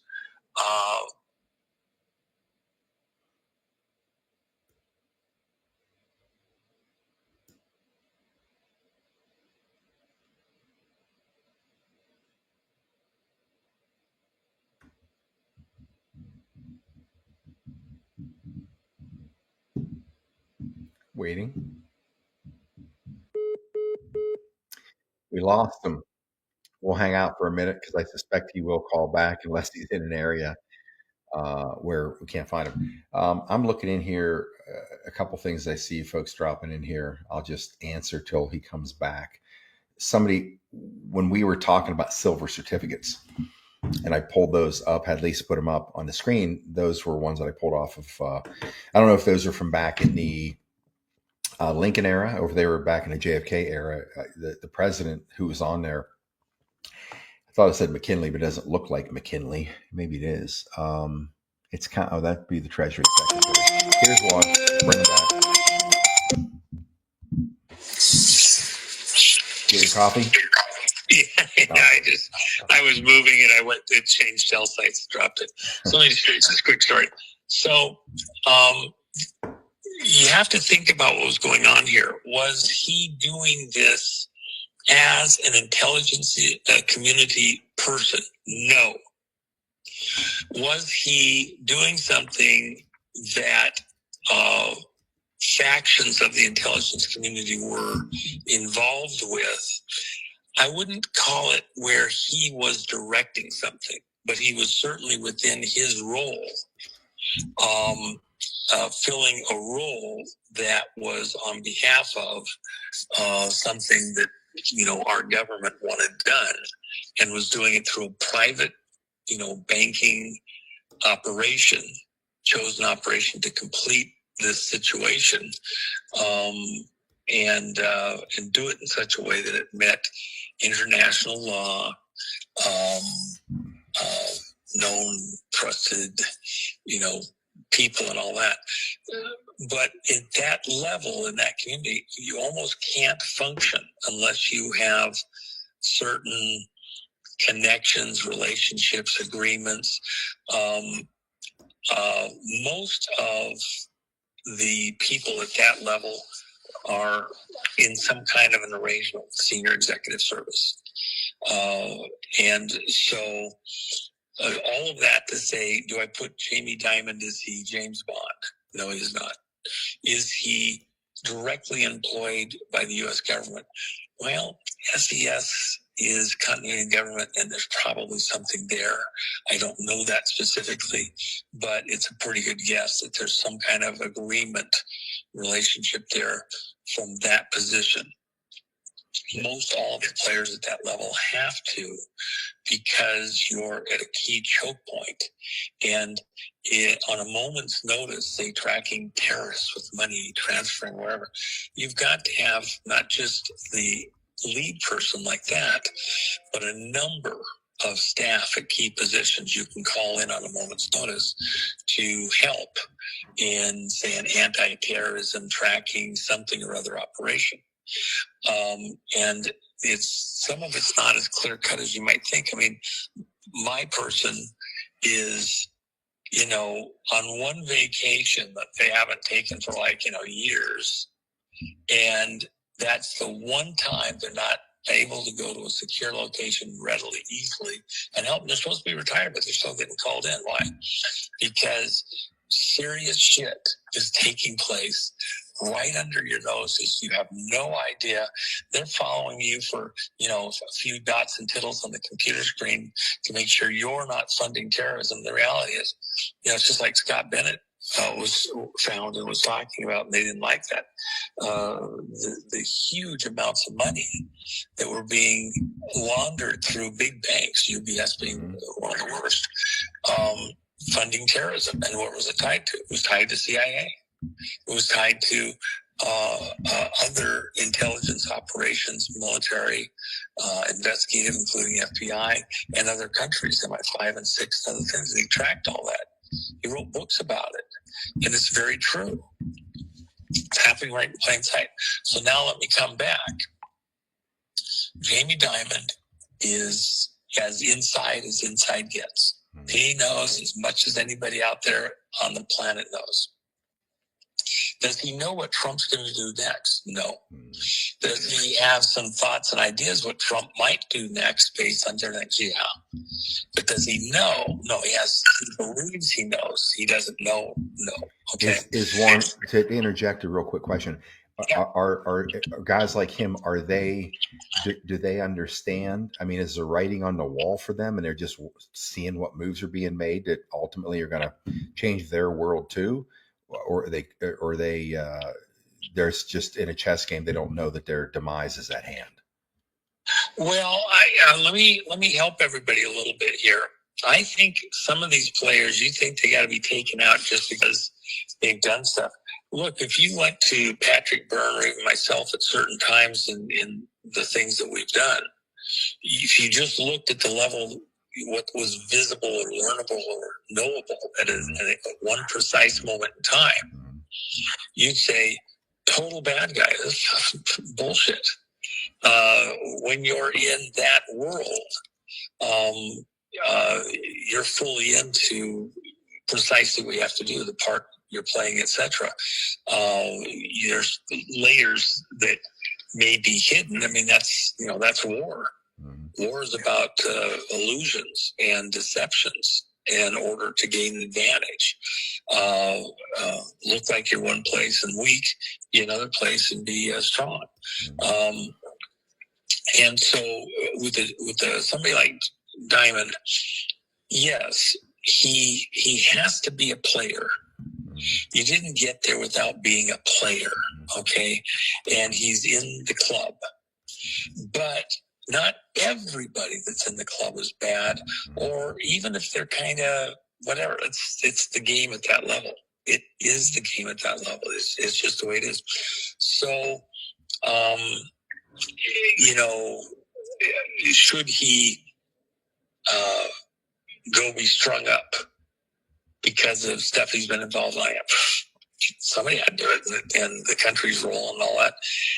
And he has been kind of honest about a number of things. For example, Diamond came out a couple 3 months ago. I had put something into a question that was going into a shareholders meeting, and so he was responding to that inquiry, and he said, the bond market is a real crisis, and I don't know if it's going to be 6 months or 6 years, but we're about to face a financial reckoning because of the bond situation. And, that was, I think, 3 months ago or something. He was making a true statement because he knows what I know. The bond market has been used to money launder and do all sorts of fraud to support predominantly around the world a certain political persuasion and certain players. And it's not just Democrat, it's rhinos too. And this kind of racket involving law firms and all sorts of things. And the money's not truly there. It's part of the reason why you got to bring interest rates down. The other side of the coin is you bring the interest rates down, you expose a lot of these fraudulent bonds. It's going to be a nightmare.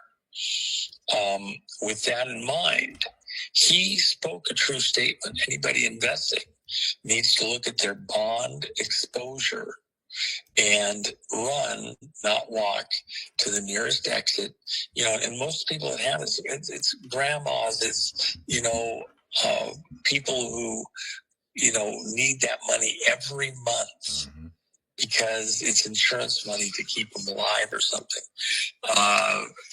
And that bond exposure, the crisis in the bond market, is going to be epic. Well, Jamie spoke truth, and he warned anybody that wanted to listen. And you need to look at other things as options. I personally prefer, for the moment, not permanently, for the moment. Gold and silver are horrible investments. They neither spin nor toil. Silver's better than gold because it has industrial applications, so you consume it and you constantly have to backfill because there's less and less because it's getting used up industrially. And so there's demand for it beyond just, as fodder for trading. There's a little bit of that with gold, but nowhere near the same type of demand. And there's other things that go with silver. It's kind of the common man's gold, if you will. That was the way it was referred to 150 years ago. And as long as you have known weights and measures, government issued, then you have predictability, stability. Even look at the cryptos. I warned people a number of times. You have to understand these cryptos, they're just based on air. Which is safer, fiat paper, which the Federal Reserve puts out, or fiat dots and tittles on a computer screen, electrons? I'd say fiat paper right now. Yeah, because at least it costs money to print the paper. You have to have paper available to print the replacement stuff. You're limited by the amount of paper available to you at some level. Yeah, it's so. Does that mean it's the end of Bitcoin? Is it the end of the cryptos? No, they're going to pursue that, but you're going to tie even Bitcoin on threads to metals, gold with Bitcoin primarily, and silver over into the Ethereum side, and some Bitcoin like that. So they'll be trading, and it's a blockchain, so it keeps a record. That's the real advantage of it. But the value isn't in the dots and the tittles; it's in what it represents as a receipt or a record of ownership, etc. So, is Bitcoin going to go to new highs at some point in time? Yeah, I think so. But it's going to get tied to some other things that are going to help to stabilize it.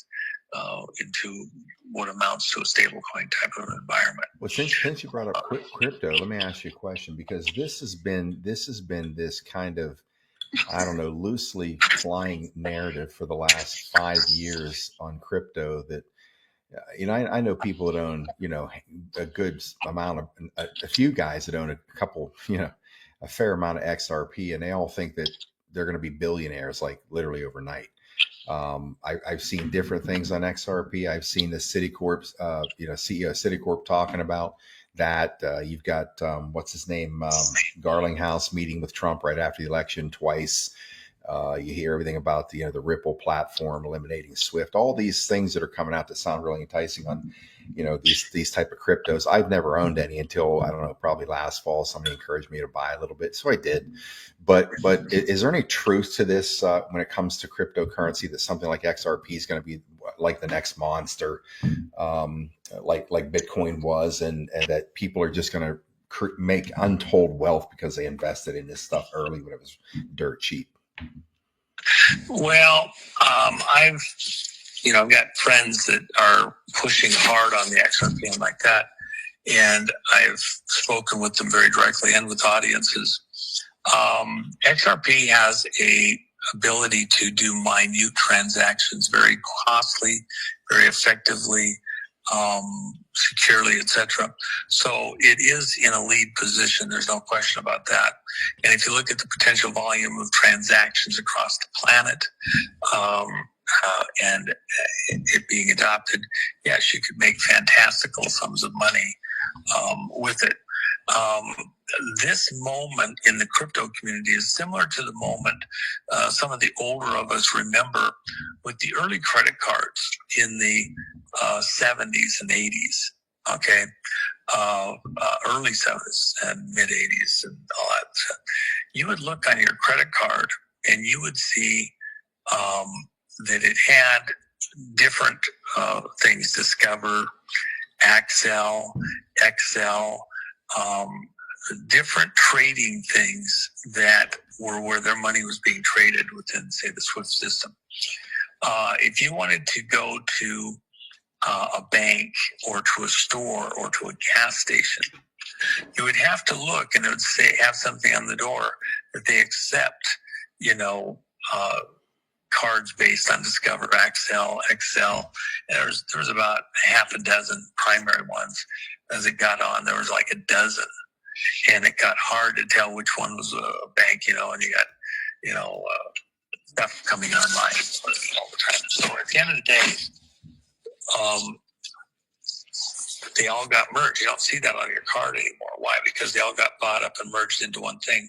Different groups had different reasons they worked well. They all got merged into one within the cryptos and the crypto trading. Right now, even though Bitcoin is the big dog, are you going to Starbucks and buying your coffee with the crypto? Are you able to go buy a new car with the crypto? Yeah, there's a few places here and there. Is it easy? Not really. And if you're trying to buy or sell large volumes, you got an in and an out fee. You got brokers that are covering that. You got to be able to stand on one ear and hold the tinfoil with your rabbit ear just right to be able to get the transaction done, have somebody hold your hand through it. It's a pain in the ass.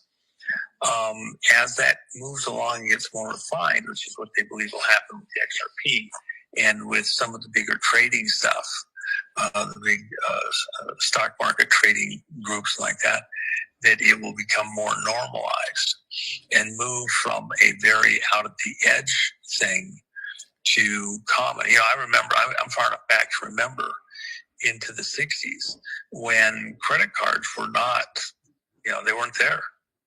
You had cash and you had a check. And if you went to the store, you went to the grocery store, you went to a big, box store or whatever, you paid with a check, they paid with cash. And if it was a big check, they'd call and verify it. Nobody had a credit card. Then the early gas cards came on, the early Visa, MasterCharge, and other stuff came on, and it began to normalize. But for really into the 70s, other than gas cards, credit cards were very, a very tiny percentage of the population had them. Over time, they got normalized. The anticipation is that's what's going to happen with the cryptos, but with your wallet. But you do not have adaptation by grandpa. It's rare, it's there, but it's not common. And until you get that, everybody thinks it's here already. You're pushing on a string. How far is that common adaptation? Well, there's still vulnerability. I can tell you stories right now with lost gazillions within the crypto stuff, stolen, lost codes, all sorts of things. It's still, the adaptation level is going to stay low for a while until it becomes tied in the right way to make it easier for transactions and safer from transactions. And I know I could go to a crypto conference right now. Everybody there has all the reasons why I'm on. But for example, let me come back. XRP, it presumes that they've got the corner on the way that these transactions can occur. And they're the best and they're the smoothest. Let me use this example. I've used it with other audiences. Let me use this example. I was around. I was there in the room with the discussions with my friend, a very wealthy businessman. Well, there was the argument over beta versus VHS video recording systems. Sony had beta. It was more compact. It was higher resolution. It was significantly more expensive, but that was the future. And the VHS systems, Sony wouldn't license anybody else to make beta. And where they did license it, it was a very expensive license. They didn't want to compete with other manufacturers. They want to do their own manufacturing for the most part. So the licenses were very expensive for other companies to make beta.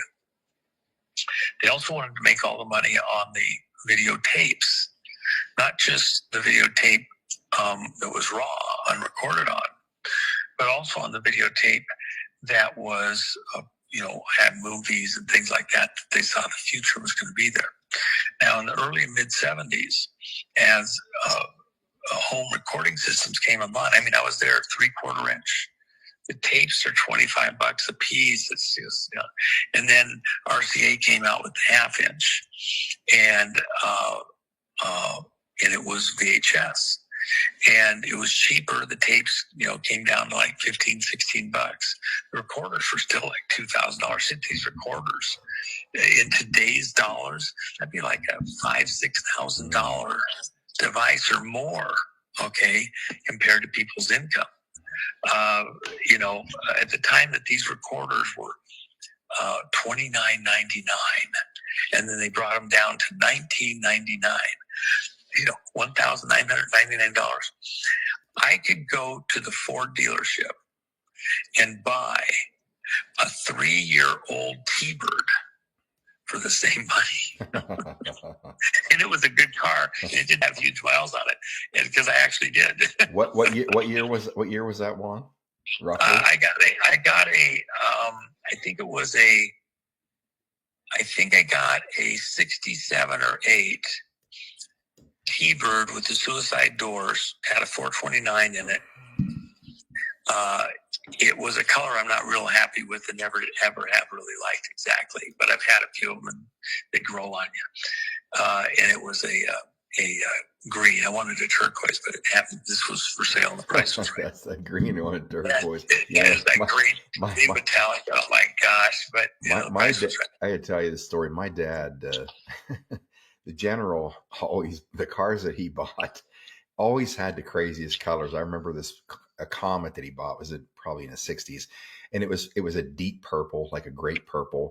He had it must have been a Ford Fairlane. It was peach colored.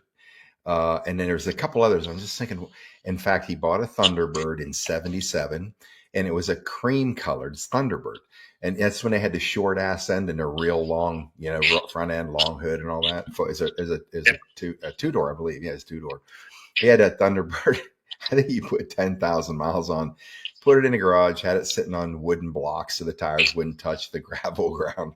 And he kept it covered up with plastic for like 20 freaking years. I wasn't even allowed to take it to the prom when I was a senior in high school. He wouldn't let dust fall on it. He turned around and sold the thing for like $1,400. I don't know, probably. I think in early 90s.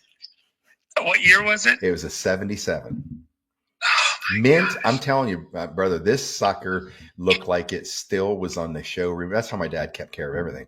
But people give me shit because I'm so anal about my vehicles. It's like they're always clean for the most part, inside and out, spick and span, because I had to do this every Sunday. All the cars had to be washed up, had the have the inside swept out. If there's one tiny piece of gravel in there, do it again. But there's only one. I picked it up. Do it again. Do it right the first time. Never.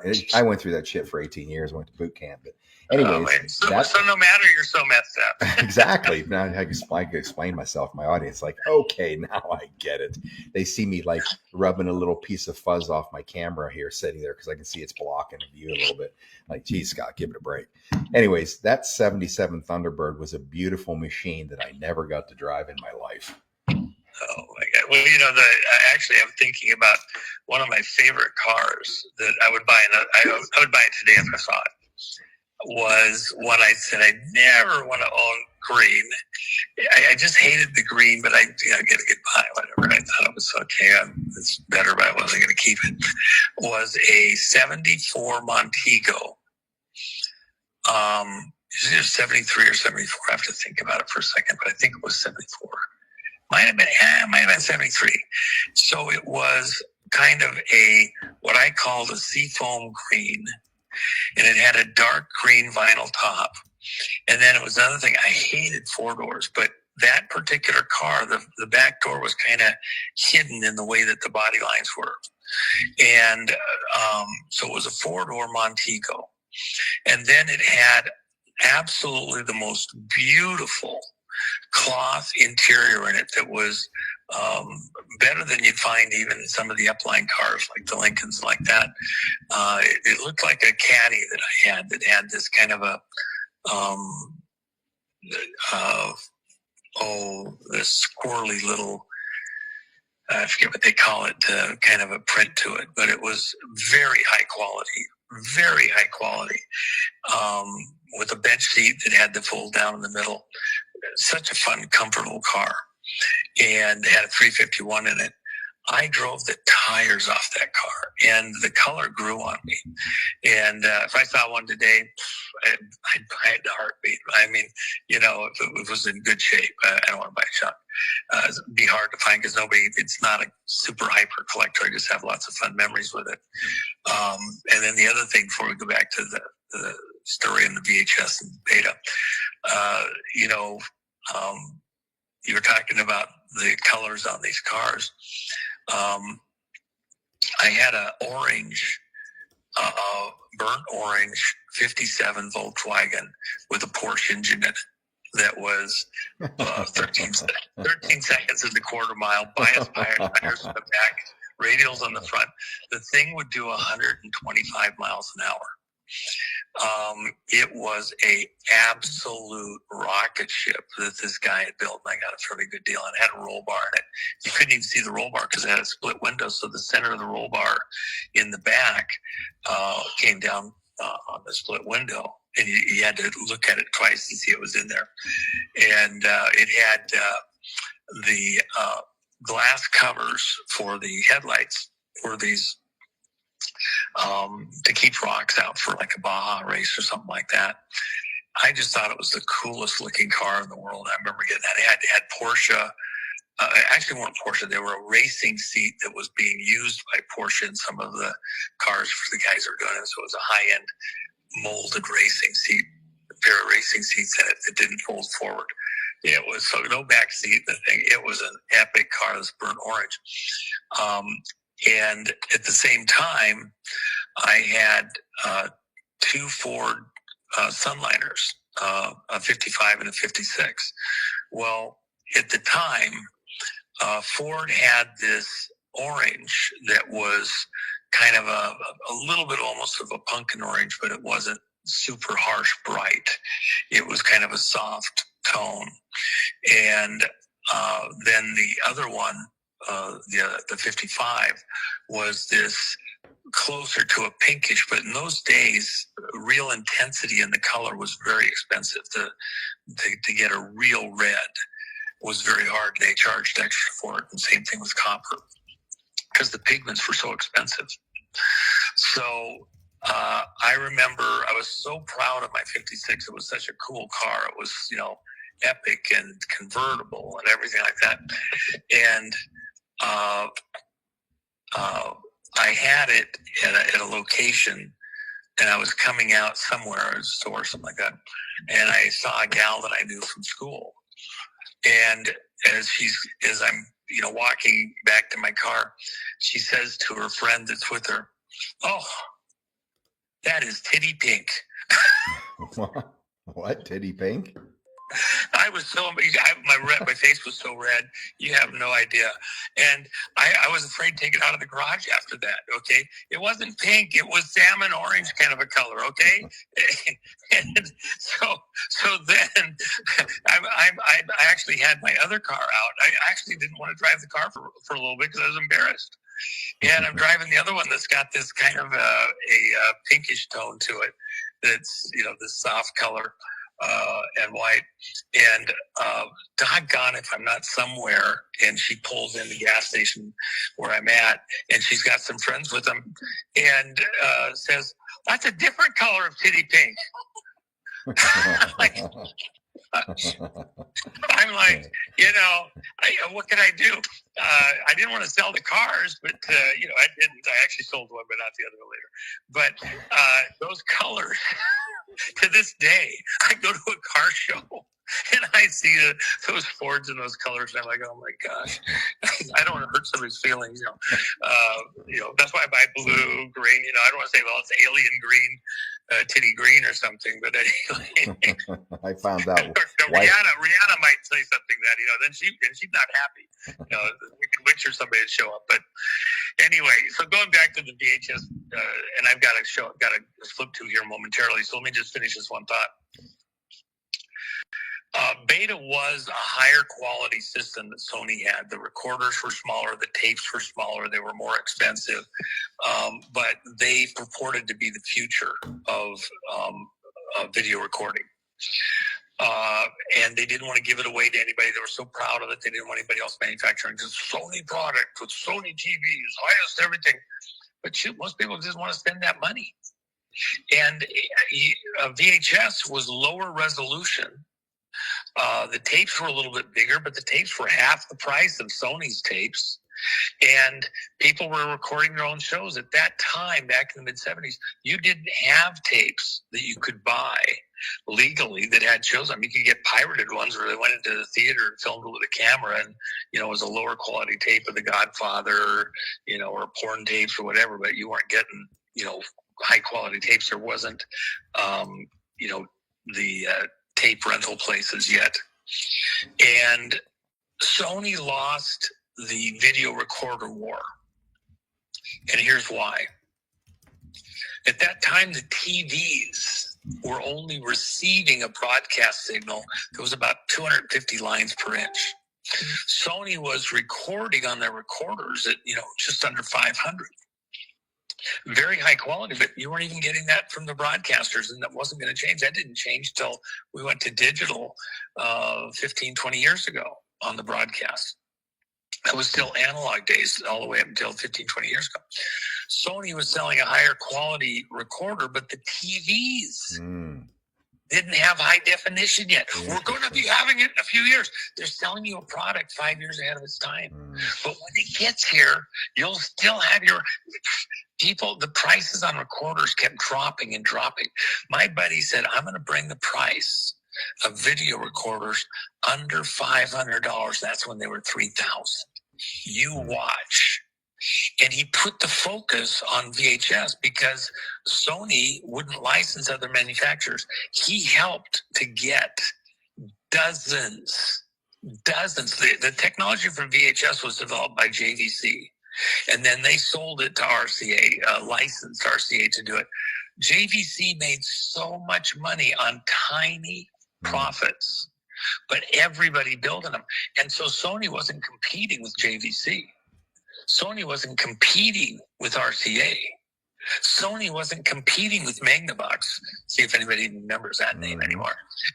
Okay. All of the manufacturers were making VHS because it required less expensive components inside also, because it didn't have to have a high resolution. Nobody was getting it. You couldn't tell the difference on your recorder or TV anyway for the most part. Sony was overselling and they were way ahead on their time. People didn't have matching components. The broadcast system was there. They were selling the future, but the future wasn't here and I couldn't afford to pay for it. Nobody could afford to pay for it. They weren't selling as much.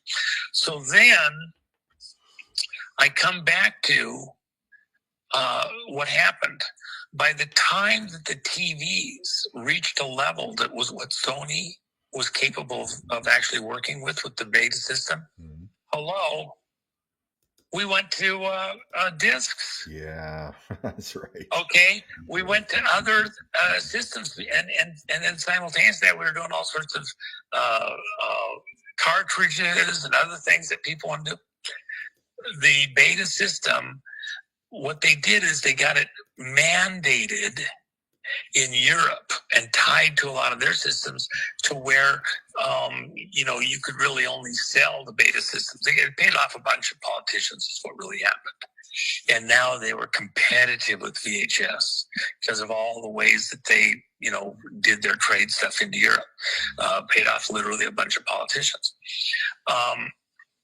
To be able to buy into the market and force other people to have to overpay. VHS became the winner hands down 1,000 times over. It's what all the tapes were. The rental shops, they weren't renting beta tapes. You'd have 5 different movies on beta tapes you could rent, and you'd have 500 on VHS. And so Sony lost the recorder wars right then and there. Now I come to cryptos. They say that the only way that you're going to be able to do all the transactions is with XRP. So they've got this lock on it. And I've told everybody a million times, don't believe anybody has a lock quite yet. They're ahead of where the market is right now. You haven't even got full adaptability in the market. It's too complex. And XRP is something that goes hidden in the background that somebody will, decide to buy up, and there's a bunch of people holding and all that. Is it actually going to be the only way you can do it? Well, you're forgetting that we're in a epic era where computing processes and capabilities are morphing and are not settled. And now Trump's coming in, and with the tariffs, we're going to come in and come up with whole different ways that anybody has really quite thought of in the way we're doing some of this computing and new chips. Is XRP going to be able to maintain that hold on their ability to process, or is there other systems, programs that can be brought in that might be as good or better and even cheaper yet, and not already oversold and hyped at too high of a number? We don't know. We do not know, but we're not quite there yet. So there's always the possibility. Who would have dreamed you were going to have discs that could have 5 movies on them, not just one? Yeah. That were flat, that, by the time you're done, you're getting like garage sales for $10 and they work just fine because somebody wants a newer, shinier one that, fits a whole different thing or whatever. I'm hesitant to go too deep. Is XRP worth having? Yeah, I'd have some XRP. The price is way down. It got hyped up and went to the moon along with the rest of the cryptos. A lot of the key players in the background did sell out. Oh, what's going to be on the stock market? A lot of smart guys got out while it was up high. And are they out forever? I don't think so. I think a lot of them will be back, but they understood that there's a cycle here going on. People are going to tangible right now because there's a lot of mystery this year ahead, and I've got to leave this on the show.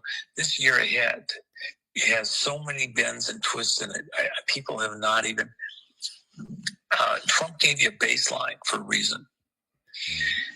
Hold on, take a deep breath, we're in pretty good shape here. We're on the right path. And now we got some critical stuff we got to get out of the way. Here's what happens within presidential politics. When they come into office, they want to get through that, honeymoon stage. They want to kind of get some things done, look good and all that. But if there's pain that you're going to do, not just for yourself, but for the party and for your legacy, you get that pain dealt with early on. We're still early on. 2026 is going to have a lot of wash through that we've got to clean out. Infection, rot, moldy brain, all sorts of things. And getting that out of our political body, our corporate body, our national body, is not going to be comfortable. Whether you're talking the way we run elections, the way that our money is. And part of it is throwing the stones at the people who got us here, which is with these elections coming up in 2026 and putting it on the backs of the Democrats and like that, is where Trump's at. He can be a very vengeful person. And, he's a New Yorker. That's the way he thinks. Get over it. He wouldn't be here. We wouldn't be here if you didn't have that attitude. Take no prisoners. It's a war. He's going to get a lot of that washed through all during this year and coming up in 2026. Why is that? So we have enough time to fully recover with the right people in office coming into 2027, so that 2028, by the time we get into that window, we're in a John Kennedy-esque era. We're seeing the future again. We're seeing space. We're seeing new horizons. We're seeing new technology. We're seeing things that are washed and clean and shiny and bright, with future and a hope for the country. He has to get this pain out of the way. We might have thought we had a tough year so far this year. I think on many levels, the real pain and toughest part is the next 7-8 months. And I think there's still an announcement coming here at the 21st, 22nd. That's why I said, today, 12/17, I get that. It's not working for me. This isn't it. And it's definitely not the election announcement like that. Why the 21st, 22nd? That's the winter solstice. It's also dark to light. And what he wants is all this next, many months, is to bring to light all the corruption, all the cheating, all the fraud, all of the illegality, all the players. And the first ones marched off to Gitmo. So that's the moment we're in, Scott. Since you brought that up, I think one of the key components of all of this is freeing us from this dragnet they cast over the whole country, is the election stuff.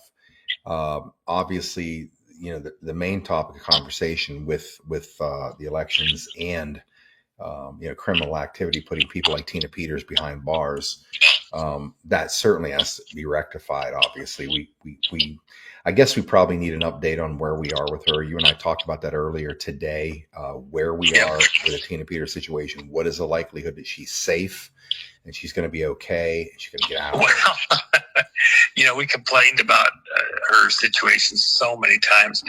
She was in a lot of pain like that. They give them a concrete bed, and then they give you a 2-inch mattress, 2-inch thick mattress that's beat down from all these years, and complain. She's 70 years old. You get older, your skin is thinner. You get cold easier like that. She's literally freezing to death, coughing up her lung. She has been falling, cascading away, having some health issues like that. When we complained and made a huge stink, finally, as they were really getting a lot of scrutiny on them here, especially with the second time they threw in the hole into solitary at this one facility at La Vista, with all of the stuff, and now we have federal investigations of how the prisons run there, Trump announced that last week.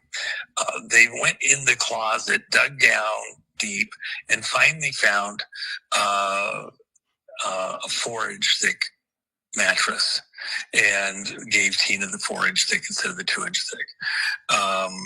She actually has a microwave in her room, which is like, you gotta be like John Gotti, to be able to get a microwave in your room. She has that so she can warm something up, have a warm cup of tea or something like that. For her protection, she's still in the hole in solitary for her protection. Now they've assigned 4 prison dogs, guards.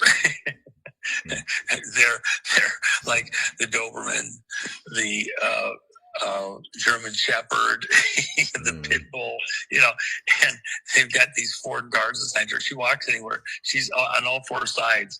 They're like guarding her, okay, and she's got a microwave. So all the other prisoners like, what in the world is going on? You think they're guarding her from the other prisoners? I don't think that's the case at all. They're guarding her because they know Trump's coming. And he's going to have big guys. 101st will freaking back up U.S. Marshals, okay? Can you imagine that, bro? The 101st coming in. Helicopters. Boom, boom, boom. I see playing Valkyrie off the micro or the speakers. I kind of actually would rather see what's the one they play on Apocalypse Now coming in when is that it? Flight of the Valkyrie. Yeah, oh my that's gosh, right. That's right. I forget the name. Oh my gosh, that's so. What they would play? No. You know what they play? What? Nessun Dorma. Trump's favorite song, right? With Pavarotti. Nobody else sings it like Pavarotti. I mean, I've heard some just amazing renditions, but you get right down to. I had a stereo at my farm that. It was fortunate the next farmhouse is like half a mile away, right? I'd crank that sucker, and I would listen to stuff like that. I just loved it. You can crank music if it's crystal clear, if it's got the littlest bit of static or overdriven on a speaker, or whatever. It's no fun. But when it's crystal clear, man. I'm telling you, I just love to crank it. 2001: A Space Odyssey, all sorts of things like that. But anyway, Tina, we have to pray through. If we don't see Tina out, pretty doggone quick, I think we have to go back to calling the White House. White House responded to the calls. The calls were all trending for almost a month. Tina, I think it's pretty close at this point, and there's a bunch of reasons why, and I think it's going to be tied to what Trump's doing with the national election emergency, to go in there and just take control of the situation. But it's a little bit early. That's why he got the federal investigations going. They've got her well secured. Everybody knows we're coming for her. She knows we're coming for her. Okay. It may be blindingly slow, but she's a pawn in somebody's bigger game. The trick there is, in chess, if a pawn makes it all the way to the other side of the table, they become a queen. And Tina's almost to the other side of the board. If she is out, intact, alive, safe, she becomes a queen on this chessboard, this elections chessboard, and she will have more power than all the other players except, another queen. And she will be very useful in this war. We're about to, and that's why they don't want her loose. They did not want her out. So anyway, I've got someone else waiting for me. I've got to get to it. I wish we had done better early in the show. I'd love to have shown you guys the sunset here. I don't know what the issue was, but maybe we check that for the next one. Yeah. There's going to be other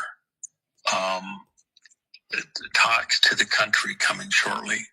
This was almost a test, and when it does, let's have this figured out so we can do it live together. Does that work for you? Absolutely. I just appreciate you taking the time and Thank your beautiful wife for us giving you to us for a little while tonight. It's been a couple hours. Well, she could have just given me a cookie. I'd have talked to you, but she could give me a cookie. She gave you guys me. I didn't get a cookie though. Well, just send over her phone number to me. Tell her to stop by and get you a cookie at 7-Eleven. I'll Zelle her the money, and that way I bought you. All right. She won't let me eat cookies from 7-Eleven. They have. Okay, go to a luxury cookie. I eat the dreamiest cookies anybody in the country gets to eat. What are they? Where? They are the dreamiest. Oh, they're my dreams. Oh. But I can sure taste them in the middle of the night. Well, I'm the guy that wakes up in the morning with crumbs through his bed. I do that. Shit, and go to bed. I'm like, I can't help it. I gotta eat something like this before I go to sleep. Oh my gosh! If there was crumbs in the bed, I'd have to get the vacuum out in the middle of the night. I just pick the crumbs up and eat them in the morning. It's been like that for years. Oh yeah. Well, there's a certain logic to that. If it was a good cookie, I'd eat the crumbs in the morning. Yeah. All right. Hey, I appreciate getting a chance to talk to your folks. I got a blast, but let's do this again. There's going to be something else coming very shortly. Let's talk in that time frame and get this right on the recorder. All right. I'll hunt you down. Travel safe out there, brother. And stay alert. Much love to you from the audience over here, Patriot Street Fighter. All right. Thanks, Scott. Thanks, everybody. Okay, they're happy you were here. Much love to you. All right, ladies and gentlemen, you get Tomahawk jumping in as usual. Isn't it effed up how he knows? I haven't hung up the phone yet. Haven't even said, Patriot Street Fighter out, but he always knows. Look at him. I want camera time. At the very end, he always knows it's time. It's my turn. Before he hangs up or shuts off that camera, I'm getting in. You see the people over there? Say hi. Say hello. Look over there. Say hi. Look, say hi, everybody. All right. Anyways. All right, little man. Ladies and gentlemen, for Juan Sav and myself, thanks for popping in tonight on this last minute live. And on behalf of me and little Tomahawk here, I will say the Patriot Street Fighter out. Have a good night, folks.